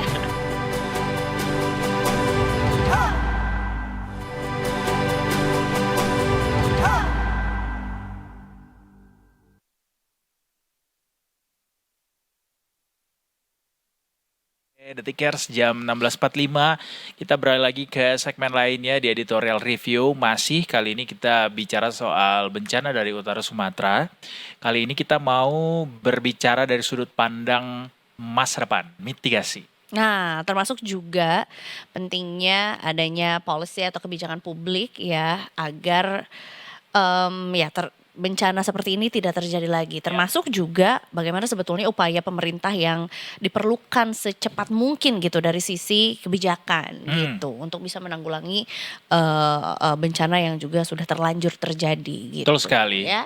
Oleh karena itu kita akan ngobrol bersama dengan pengamat kebijakan publik UPN Veteran Jakarta ada Mas Ahmad Nur Hidayat. Mas Ahmad, selamat sore. Selamat sore, Pak Ois. Edo. Selamat sore Mas Ahmad. Terima kasih sudah mau mampir menyempatkan waktu ke Detik Sore ya, meskipun via Zoom sore hari ini. Saya pengen tanya pertama sekali sama Mas Ahmad, boleh kita coba menilai rapor kinerja atau respons pemerintah Mas sejauh ini terhadap penanggulangan bencana yang terjadi di utara Sumatera. Sejauh ini Mas Haikal menilainya seperti apa Mas respons pemerintah? Ya, terima kasih. Saya kira kita harus, saya bukan kita menghardik delapan ya, tapi kita sudah harus proaktif ya. Dan saya ingin berkontribusi dalam dialog ini bahwa ini bukan persoalan rapot menurut saya Mas. Betul. Kalau kita tahu di sana sini banyak kekurangan, tetapi saya kira kita bicaranya ke depan, move on begitu. Lihat ini banyak yang harus diperbaiki oleh pemerintah, dan saya ingin untuk depannya seperti apa. Memang kalau dilihat kita juga mendengar ya di media berbagai informasi masyarakat terutama di daerah Aceh, Sumatera Utara, Sumatera Barat. Ini kan bencana yang luar biasa. Kelasnya ini bukan kelas yang kecil ya, ini bencana yang ngeri. Bahkan kita lihat Gubernur Aceh sampai menangis karena berbagai banyak kampung yang hilang itu loh. Banyak kampung yang Angka korban saya kira terus bertambah. Terakhir 753 misalkan 3 Desember kemarin sudah selesai. Ada juga yang masih hilang. Jumlah pastinya saya kira akan bertambah.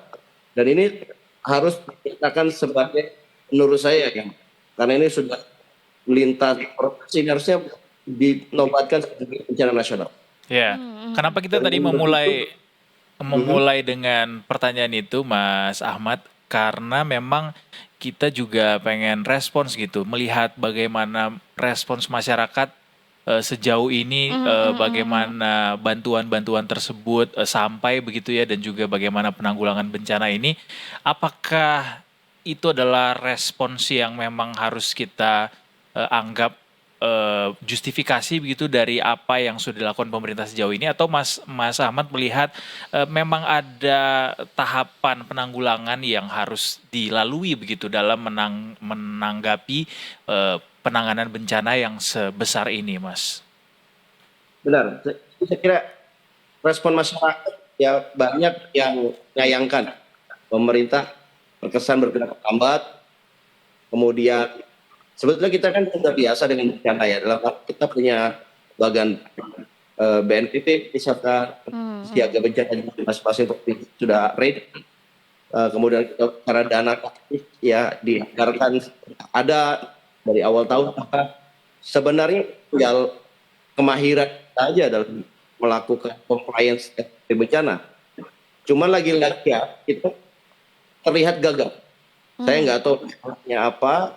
Yang jelas respon publik melihat ini berhari-hari orang misalkan tidak di jalur yang terputus tidak segera diantisipasi. Ini yang kemudian menyebabkan kalau kita kayak orang yang baru mengalami bencana dengan grafik ini, apalagi bencana akhir adalah tsunami di kawasan yang relatif sama, harusnya membuat disigap gitu. Nah ini ada beberapa hal Edu ya. Pertama ya, memang chain of command dari pemerintah, baik di level pusat ataupun level daerah, ini tidak terkoneksi dengan hal ini mungkin karena ada perubahan dari daerah, karena kita pilkada yang 20 awal, kemudian pimpinan daerah relatif yang baru, mereka belum mengerti bagaimana sebenarnya apa tikungan yang harus dilakukan oleh pimpinan daerah dia efektif. Karena kalau kita bicara birokrasi, pastinya birokrasi lamban. Tetapi kan kalau yang sudah punya jam terbang itu dia bisa tanda kutip ya, melewati birokrasi, karena ini pastinya adalah bencana. Dan saya kira ada kegagapan karena kepala daerah itu, kemudian di daerah kepala dinasnya juga termasuk ini di bulan kira-kira bulan September itu banyak perombakan kepala dinas karena kepala daerahnya hebat. Dan perombakan ini membuat masyarakat tergagap dalam menghadapi bencana. Yang berikutnya saya kira yang berkontribusi karena adalah dana pencairan dari siapakah yang tidak taktis gitu ya. Dananya disebut dana taktis, tapi kenyataannya tidak taktis nih, Mbak Ais. Karena apa? Pemerintah kesannya menunggu dulu, menurut pemerintah pusat. Misalkan saya dengar dari teman-teman di kementerian, misalkan dalam menyiagakan alat-alat utama, misalkan dia tunggu komando. Jadi tidak responsif begitu. Nunggu komandonya terkait alat-alat ini bensinnya bagaimana. Dan ini yang saya kira menambah beban dari pertolongan penanganan bencana yang ada saat ini. Yang jelas ini korban, ya ini udah beberapa hari, tanggal 25, ya sudah tanggal 3 Desember, saya kira ini sudah hampir 8 hari. Tapi jumlah yang akurat korban itu belum terdeteksi sampai final. Kan ini menunjukkan lemahnya koordinasi. Demikian.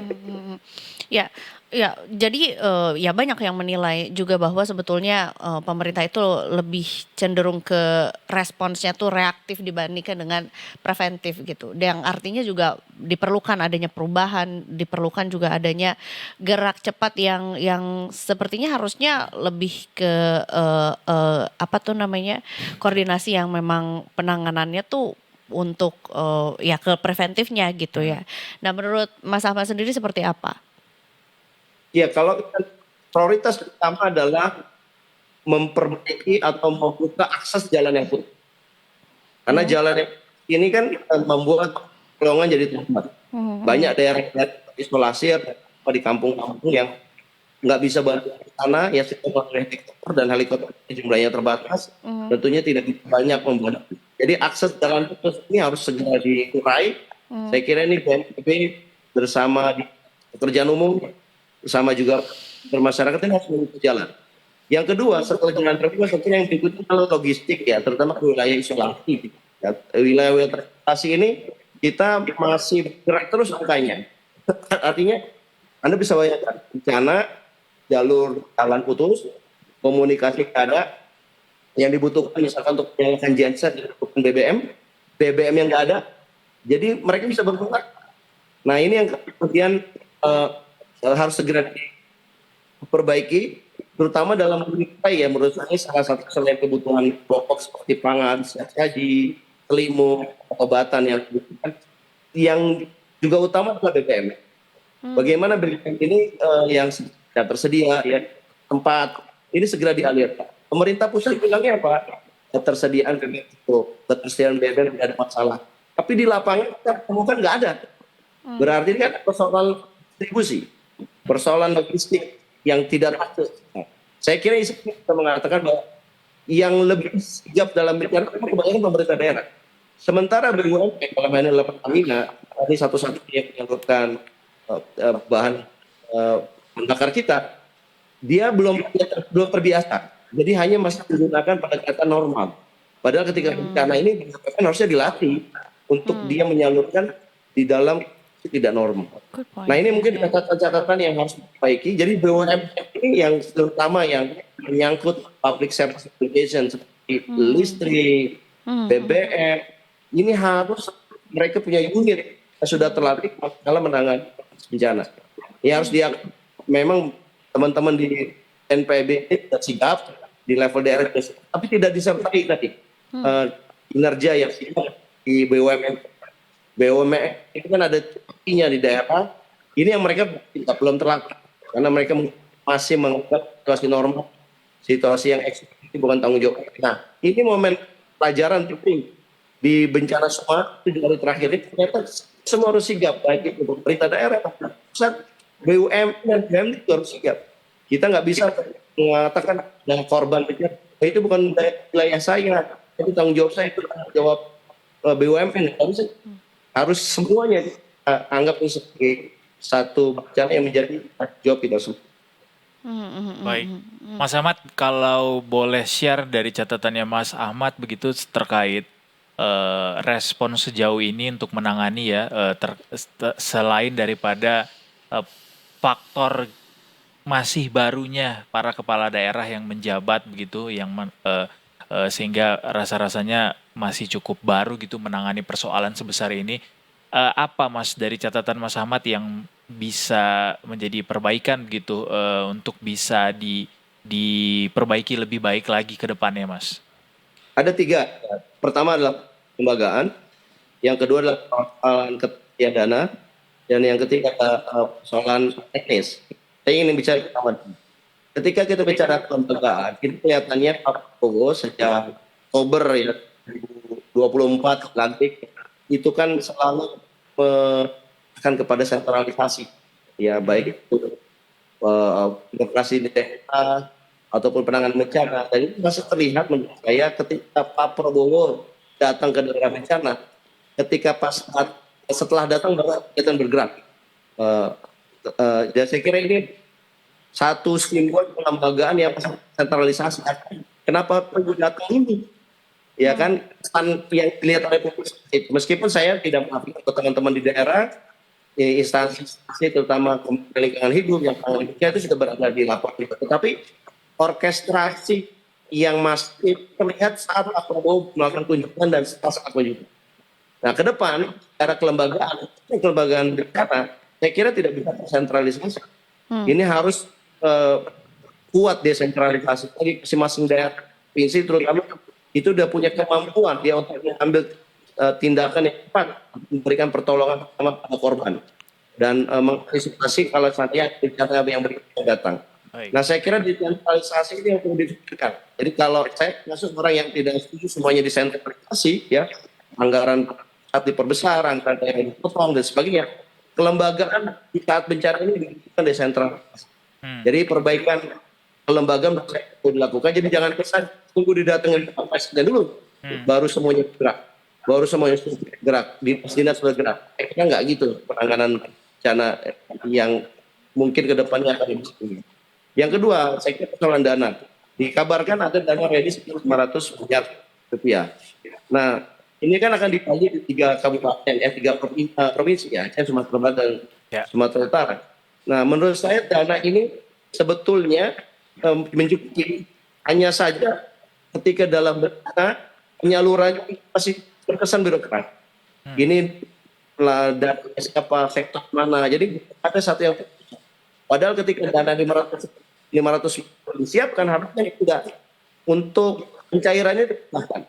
Nah, saya melihat ada bottleneck. Saya kira ada SOP-nya compliance revisi yang diperlukan untuk lebih cepat. Yang kita saya kira soal teknisnya ada pengerahan alat berat yang sebetulnya sudah ready, tadi alat beratnya bensinnya belum ada, ya BBM belum tersedia di daerahnya. Dan kemudian juga kalau kita bicara koordinasi pusat dan daerah itu masih perlu ditingkatkan lagi karena kita lihat ada tumpang tindih dan juga ada kesan gap istilahnya ego sektoral yang terjadi. Ini bukan wilayah saya lingkungan hidup, kalau masalah bantuan sosial nanti ke dan sosial bagian dan sebagainya. Dan saya kira yang masalah teknis ini yang sebetulnya sangat menentukan karena bagaimanapun kelembagaannya kita masih terpusat, dananya susah, tapi kalau di level teknisnya orang sudah sangat terbiasa untuk kerja kolaboratif, saya kira masalah yang di atas itu diatasi. Baik. Itu mungkin catatan saya.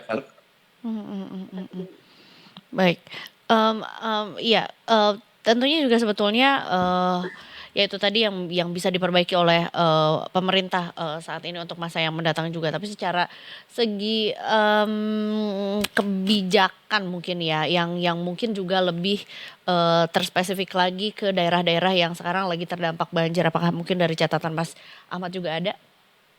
Ya, dari kebijakan, saya kira yang perlu diperbaiki ya, dalam hal ini adalah early warning. Kita tahu bahwa siklon Senyar itu ya. terjadi. Ya, ini kan sudah prediksi. Bahkan kalau cerita teman-teman di BMKG kan mereka sudah mengeluarkan juga pemerintah daerah. Hanya saja warningnya kayak dianggap bagus saja oleh daerah, termasuk juga. Nah, saya kira early warning system ini kita tingkatkan.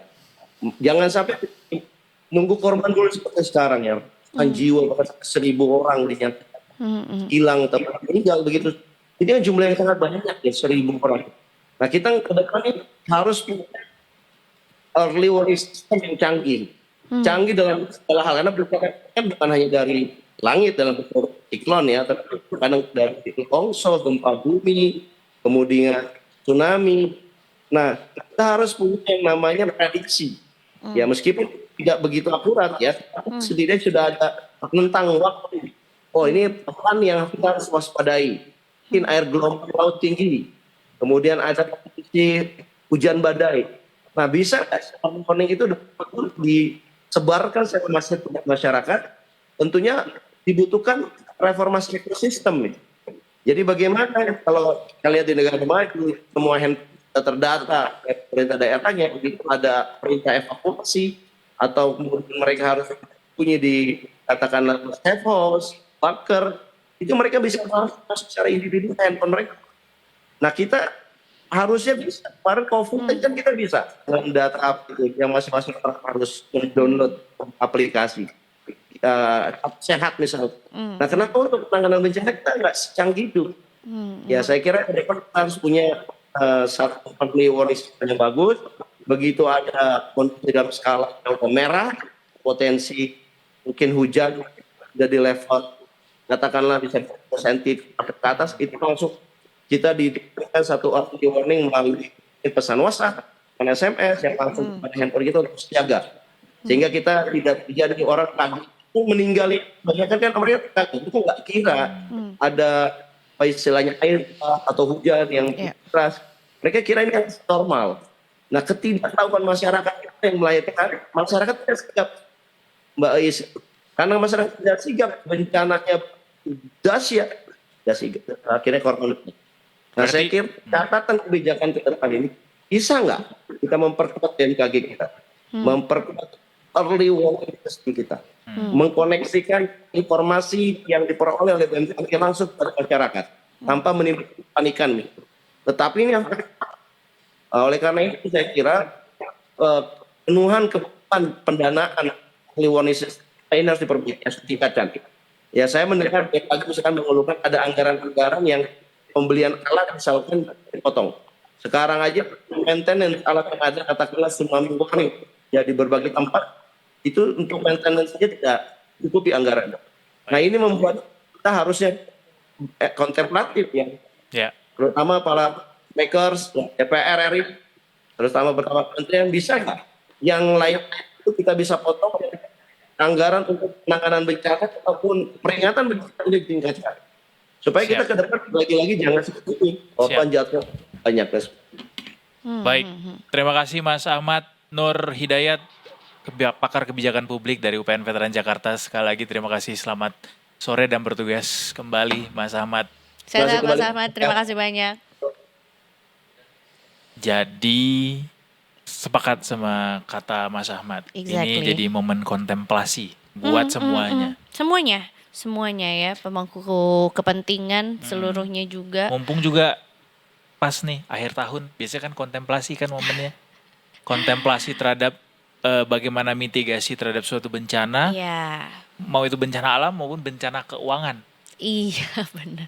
Karena kita habis ini mau ngomongin soal Betul. jangan sampai kita dapat bencana keuangan juga ya untuk untuk tahun depan terutama juga ya dengan kian banyaknya Gaya hidup yang kebutuhan harus diikuti.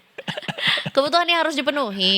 Gitu, Kebetulan itu ya. kadang-kadang juga ini dia, apa namanya? Thin line dengan abu-abu keinginan ya. sama keinginan, yaitu gaya hidup tadi. Tapi yang jelas Detikers kita habis ini masih punya satu segmen lagi yang juga nggak kalah menariknya juga. Ya memitigasi lah ya. Buat perencanaan keuangan yang lebih mantap lagi.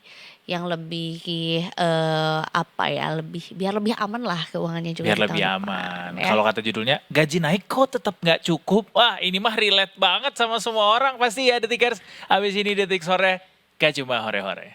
We'll be right back.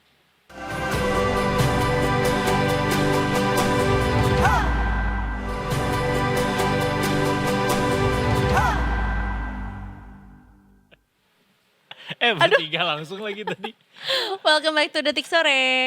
Not only happy-happy. Wow, ini kita nyengir-nyengir karena kalau ngomongin soal gaji, nabung, bertanggung jawab secara finansial kepada diri sendiri. Ya nggak? Now it feels weird when you say gaji. Enggak, maksudnya kan kita juga tadi kayak ada yang bilang kalau akhir tahun tuh momen untuk kontemplasi. Kontemplasi. Udah bener nggak nih perencanaan kita selama setahun kemarin dan ada yang mesti diperbaikin nggak untuk tahun ke depan? Yang kerap kali Gitu. bikin kita itu boncos di tengah jalan adalah bagaimana Vinyl. kita Action vinyl, action figure, mainan, konser, merchandise, tiket pesawat, jalan-jalan, ya banyak lah. Alias gaya hidup Detikers. Itu yang bikin kita suka keteteran tuh perencanaan keuangannya. Makanya Iya, kita iya, iya. pengen coba berkontemplasi ya menuju akhir tahun ini. Wah. Gaji naik kok tetap nggak cukup. Apakah gara-gara gaya hidup yang nyeleneh? Kita coba elaborasi bersama dengan Mas. Takut saya nyebut namanya. Soeharto. Iya. Halo. Halo, Mas selamat Soeharto. sore. Selamat sore Mas Soeharto. Boleh nggak kita panggil? Ada panggilan ini nggak? Panggilan akrab nggak? Mas aja sih. Enggak maksudnya. Mas Toto mungkin dari namanya. Mas Harto aja. Mas Harto. Aja. Tutup takut. Namanya Malah pendek makin banget takut. soalnya. Oke Pak Harto. Jadi gini, kita mau berkontemplasi karena kayaknya tuh ngomongin soal gaji yang cukup tuh berapa sih? Nah, jawabannya tuh seringkali gak akan pernah cukup gitu. Karena Iya. lifestyle, ya itu tadi dia ya, kalau ngomongin kebutuhan tuh sandang pangan papan. Tapi kan sekarang juga kebutuhan akan kesehatan mental, larinya ke es kopi, larinya ke konser juga jatuhnya jadi kebutuhan juga. Bener gak sih sebenarnya tandungan terbesar masa sekarang itu adalah lifestyle? Iya. Sebenarnya kalau kita lihat beberapa masyarakat atau pekerja seperti kita ya, Mm-mm. ini tidak memiliki poin pertama nih, point of view pertama itu tidak memiliki perencanaan keuangan gitu kan. Hmm. Perencanaan keuangan yang berantakan ini sehingga bisa membuat yang namanya gaji atau pendapatan kita itu tidak teratur gitu kan. Kalau saya bisa simpulkan saya punya yang namanya perencanaan di mana 50%, 30%, 20%. 50% itu untuk kebutuhan biasanya. Nah, untuk 30%-nya itu untuk keinginan. Karena kan tadi ya sudah kita untuk membeli ini gitu kan, konser, jalan-jalan segala macam. Nah, 20% ini kita sisihkan untuk yang namanya investasi atau tabungan biasanya. Nah, ini penting sekali perencanaan keuangan. Banyak salah kaprah di luar sana itu tidak memiliki perencanaan keuangan sehingga uang yang kita maintain itu sehingga habis gitu Iya. kan. Nah, kemudian yang kedua adalah gaya hidup. Gaya hidup semakin meningkat, pendapatan meningkat, gaya hidup juga meningkat. Oh, harus. Nah, Semua orang harus tahu bahwa kita pendapatannya naik. Makanya kita tingkatin gaya hidup. nah ini Masa udah jadi duta gak main padel? Iya. Masa udah jabatannya ini nggak mobilnya masih ini? Kan ya, ada yang bilang gitu. ya Mas. sering kali itu yang kita lihat sehari-hari ya gitu kan, bahwasannya memang gaji kita step by step naik gitu kan. Kemudian juga kebutuhan juga pasti akan naik. Nah, sebenarnya ini cara pola pikir yang memang harus kita benarkan gitu sehingga nanti ke depannya untuk maintenance keuangan kita tidak salah kaprah juga, tidak salah lagi gitu kan. Bahwasannya memang kalau pendapatan naik sebisa mungkin sedini mungkin kita harus tahu caranya mengatur keuangan kita seperti apa. Nah, kemudian yang yang tiga itu penting sekali untuk kita perhatikan adalah beramal atau bersedekah ya kan. Masya Allah. Sehingga dari perencanaan keuangan itu kita tahu rasa syukur mana yang kita harus perhatikan dari sisi pendapatan kita. Nah, itu sih Mas. Luar biasa. I Kasih see, tepuk tangan dulu buat Pak Harto. Mas, Saya mau manggilnya Bapak. Boleh. Soalnya pakai kumis. Wes. Ya kan? Pak Harto, ini Ya. kadang-kadang saya mau masuk ke ini ya, praktiknya ya. Ini. Praktiknya tuh kita udah bikin tuh 50, 30, 20 atau mau 40, 30, 20, 10 Iya. gitu. Nah, cuma itu tadi godaan-godaan tuh suka kian mengganggu. iya, Betul, suka betul. terlalu jelas di mata Betul, gitu daripada betul. kebutuhan harian kita gitu. Iya. Apa kalau Pak Harto jadi orang yang menghadapi tantangan kayak gitu, Iya. apa yang akan dilakukan? Seperti apa pengelolaannya? Nah, kalau dari saya sendiri kita harus track dulu ya. Self reward itu kan penting nih. Jadi sehingga kita tahu batasan. Bahwasannya Self reward memang penting nih ya. Self reward penting ya. Itu penting dari sisi psikologis masyarakat atau kita juga Manusia, nih gitu ya. kan. Maksudnya kita punya gaji gitu kan. Iya. Ya masa sih kita nggak self reward. Nah, ini penting nih di sini. Nah, dari sisi self reward juga kita akan tahu gitu kan seberapa besar gitu kan kebutuhan kita untuk membeli barang prioritas kita.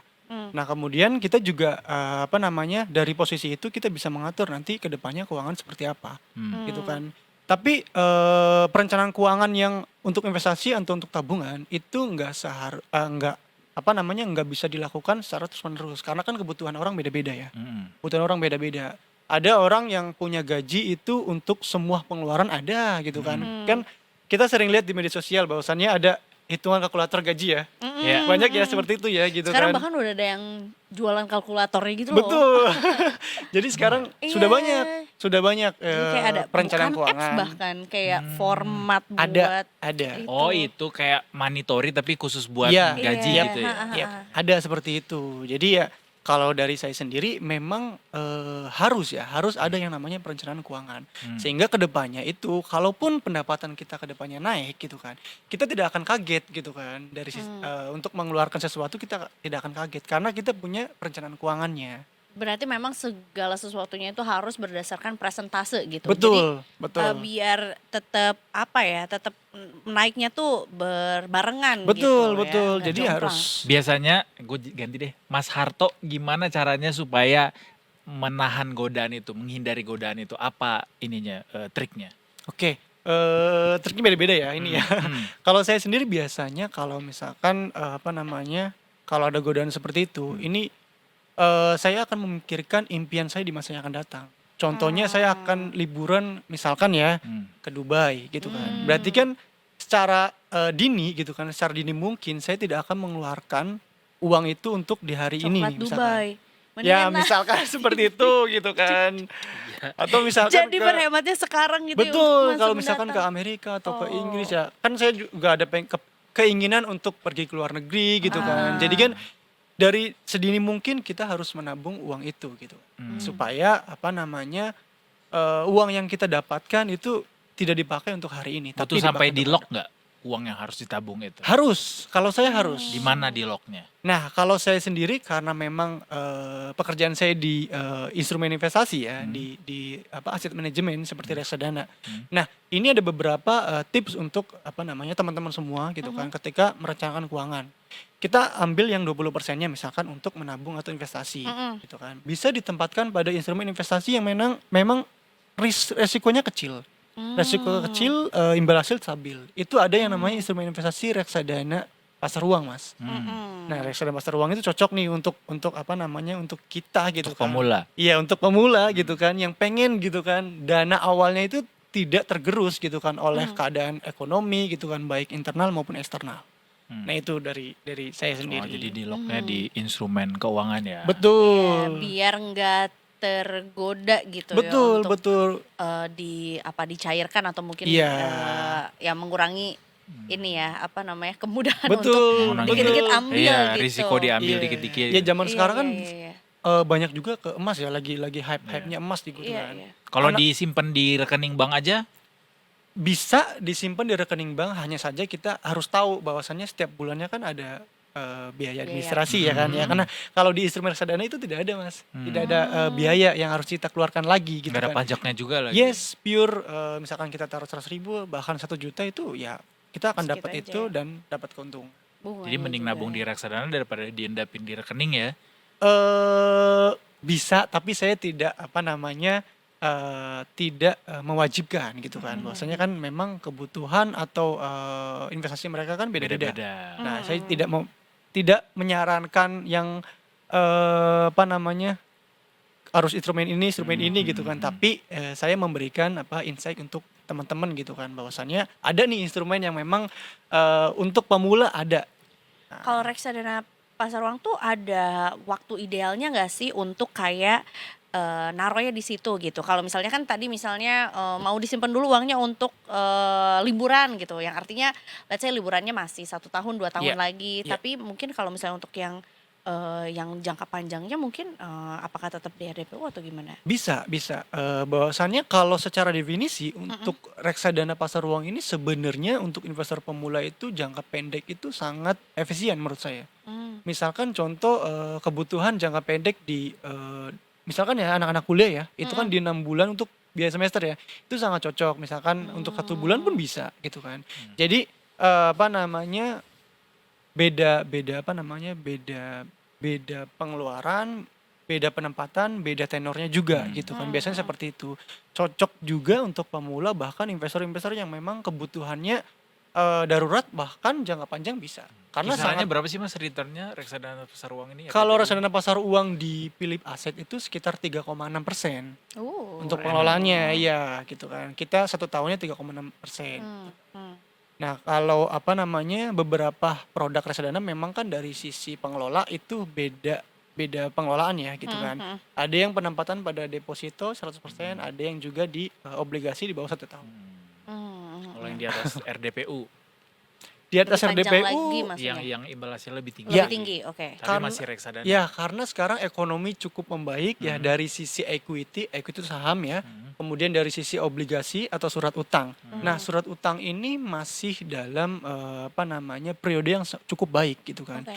Sekarang imbal hasil dari reksadana pendapat tetap cukup bagus kalau kita track rata-rata sekarang itu di atas 7%, bahkan hampir 9%. 7-9%. Iya. Nah, kita juga punya pengelolaan reksadana pendapat tetap yang year to date-nya sekarang di 7%-an gitu.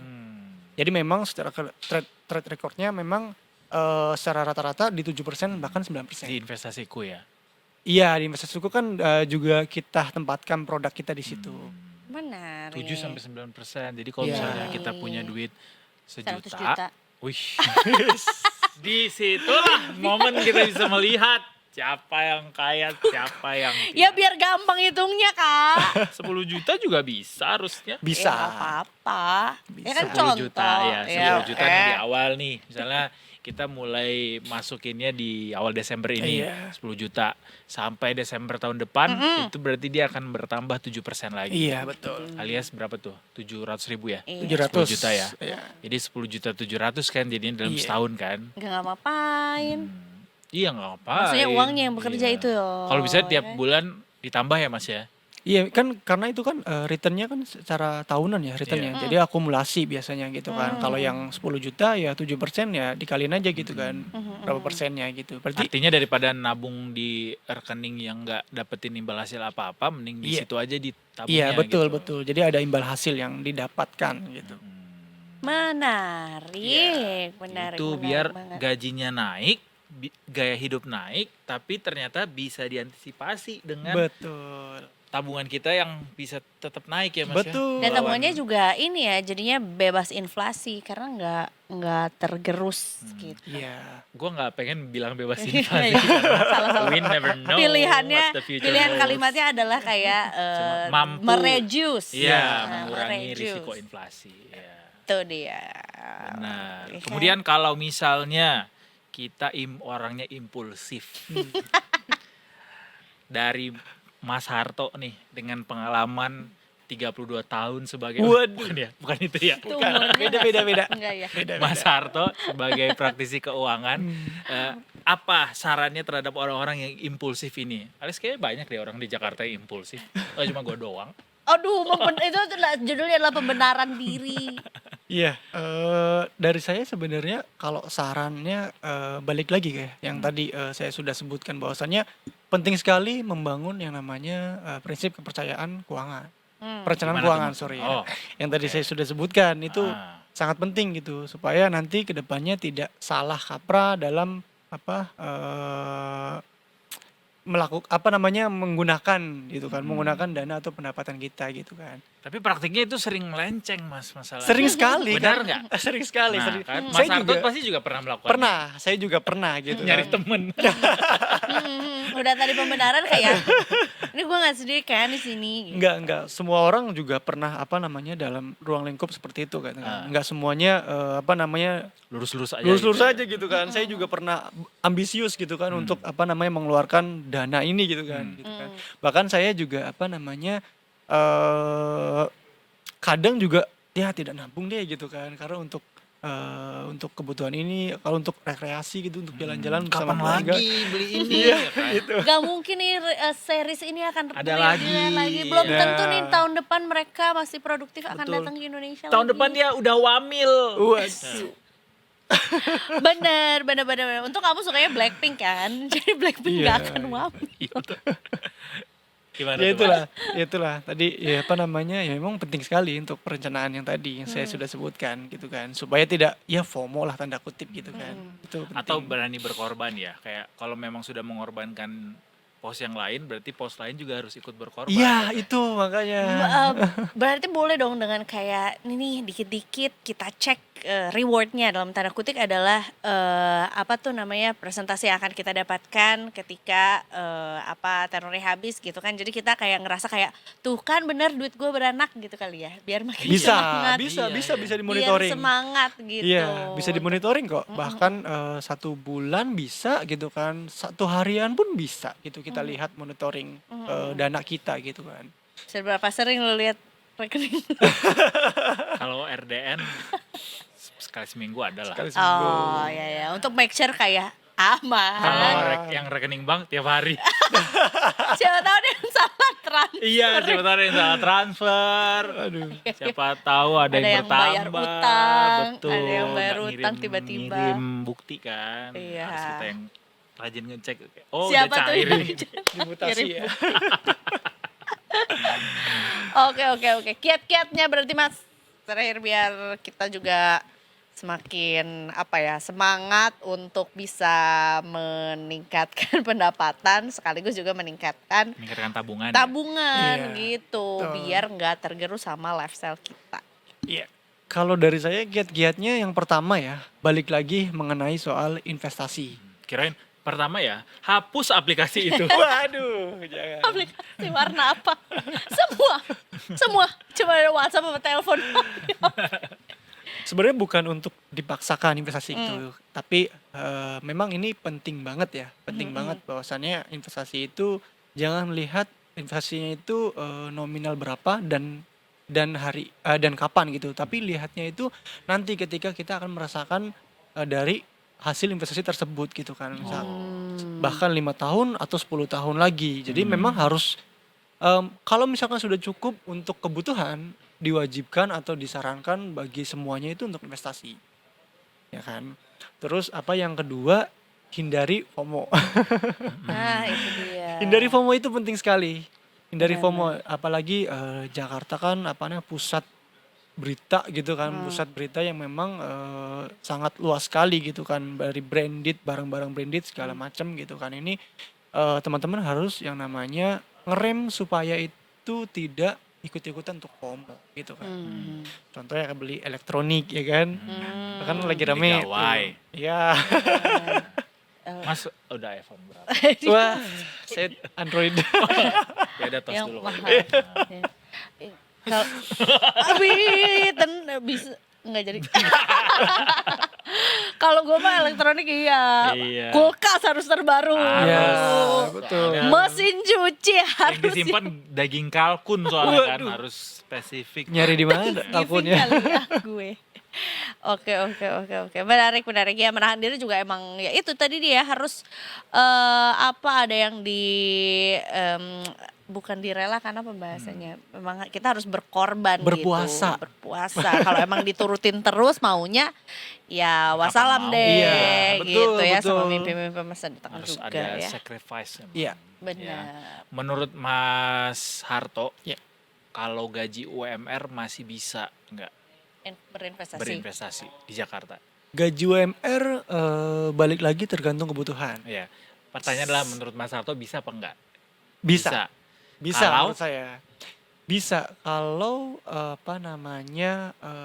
tadi saya sudah sebutkan bahwasanya Berani investasi- hemat. Iya. Pertama berani hemat gitu kan. Tapi jangan hemat banget. Kalau hemat tapi membawa penyakit kan nggak bagus. Contoh, Iya. aduh asam lambung Oh, naik iya karena nggak lagi. makan gitu kan. Jadi itu penting juga. Iya, Jangan iya. terlalu hemat gitu kan. Tapi self reward juga penting gitu kan. Diimbangin lah segala macam gitu kan. Jadi memang ya Masih bisa ya? masih bisa kalau menurut pandangan saya sebenarnya masih bisa gitu kan. Karena di daerah sini untuk kebutuhan dari tempat tinggal aja itu masih cukup terjangkau ya, mulai dari 800 bahkan 1 juta. Jakarta Selatan ini masih ada gitu kan. Ya itu berani hemat itu ya berarti berani untuk menahan diri gitu kan dari semua Godaan. godaan. Godaan Ya menurut saya masih bisa karena nominal untuk investasi itu tidak ditentukan Mas. Bisa 10.000 bahkan 100.000. Kita yang tentuin maksudnya. Kita yang ya? nentuin gitu. Jadi berapapun nominalnya ya pasti ada bisa. Berapa gajinya? Ya, berapapun gajinya itu bisa. 2.000 sehari pun bisa ya. Mantap. Oh iya betul itu. Ada matriksnya kayak 2.000 sehari kalau ditabung di rekening bank aja misalnya dalam setahun dapetnya berapa, kalau di reksadana Iya. berapa, Iya. kalau di obligasi berapa. Ya, benar. jadi ada perbandingannya gitu. Iya. Jangan lihat nominal untuk investasinya gitu kan, tapi lihat hasil di kedepannya gitu Benar. sih. Cek, aku Bisa. mau ngecek terus pertambahan. Sektor tambang hari ini Wow, baik nih. lebih ke aku Chip in. sih ini ya kue tambang tau gak? ISG all time Tali high. nggak sih? ISG. Di tambang. Kue tambang ada. ISG udah all time high ISG. Iya. ISG all time high juga tadi itu ya sih kan. berarti ya. Berarti ya lagi-lagi sebetulnya juga disesuaikan ya sama profil investasi dari Betul, Detikers juga ya. betul. Lebih cocoknya ke yang mana, lebih nyamannya yang mana, Ya. mampunya maunya yang mana juga gitu. Betul sekali, Detikers. Arigatou gozaimasu. Iya, arigatou gozaimasu untuk Pak Harto yang sudah menyempatkan diri datang dari masa lalu ya. Wah. Oh bukan ya? Ini dari masa depan ya? Suami masa lalu. Apa suami masa depan? Mentang-mentang Enggak. detik sore nih. Ini bukan Pak Harto dari masa lalu, ini adalah Pak Jangan, Harto dari jangan. masa kini ya. Ya kan. Terlalu Pak Harto versi Gen Z bahaya. ya. Yang ini Pak Harto yang nggak 32 tahun, cuman 32 tahun umurnya enggak? Bukan. Sekarang 27. Oh, 27. Masih. Di-spill Belum lagi lah. di situ ya. Mas Harto terima kasih sekali lagi. Thank you. Good to talk. Terima ya. kasih. Terima kasih juga buat detiker semua yang sudah nonton Detik Sore hari ini. Hari ini nano ya. Bukan nenek-nenek ya, Waduh. nano ya. Karena banyak juga yang kita sampaikan juga sama Detikers, tapi tentunya kita masih akan kembali lagi besok, Senin sampai Jumat mulai dari jam 3 sorenya ya. Mas Harto, kita punya tugas tambahan. Kalau misalnya nanti kita bilang Detik Sore, boleh dijawab dengan bilang, Gak cuma hore-hore. Gak cuma hore-hore. tapi harus centil ya. Kayak, waduh, salah gue. Gak cuma hore-hore gitu. Gitu. Iya, gak cuma hore-hore gitu. Oke? Ya udah, itu Gak Bang apa-apa. Vira pamit. Eduardo Simarangkir pamit dan seluruh kru yang bertugas hari ini juga pamit. Kita kembali lagi bertemu besok tentunya cuma di Detik Sore. Gak cuma sore-sore. Sore.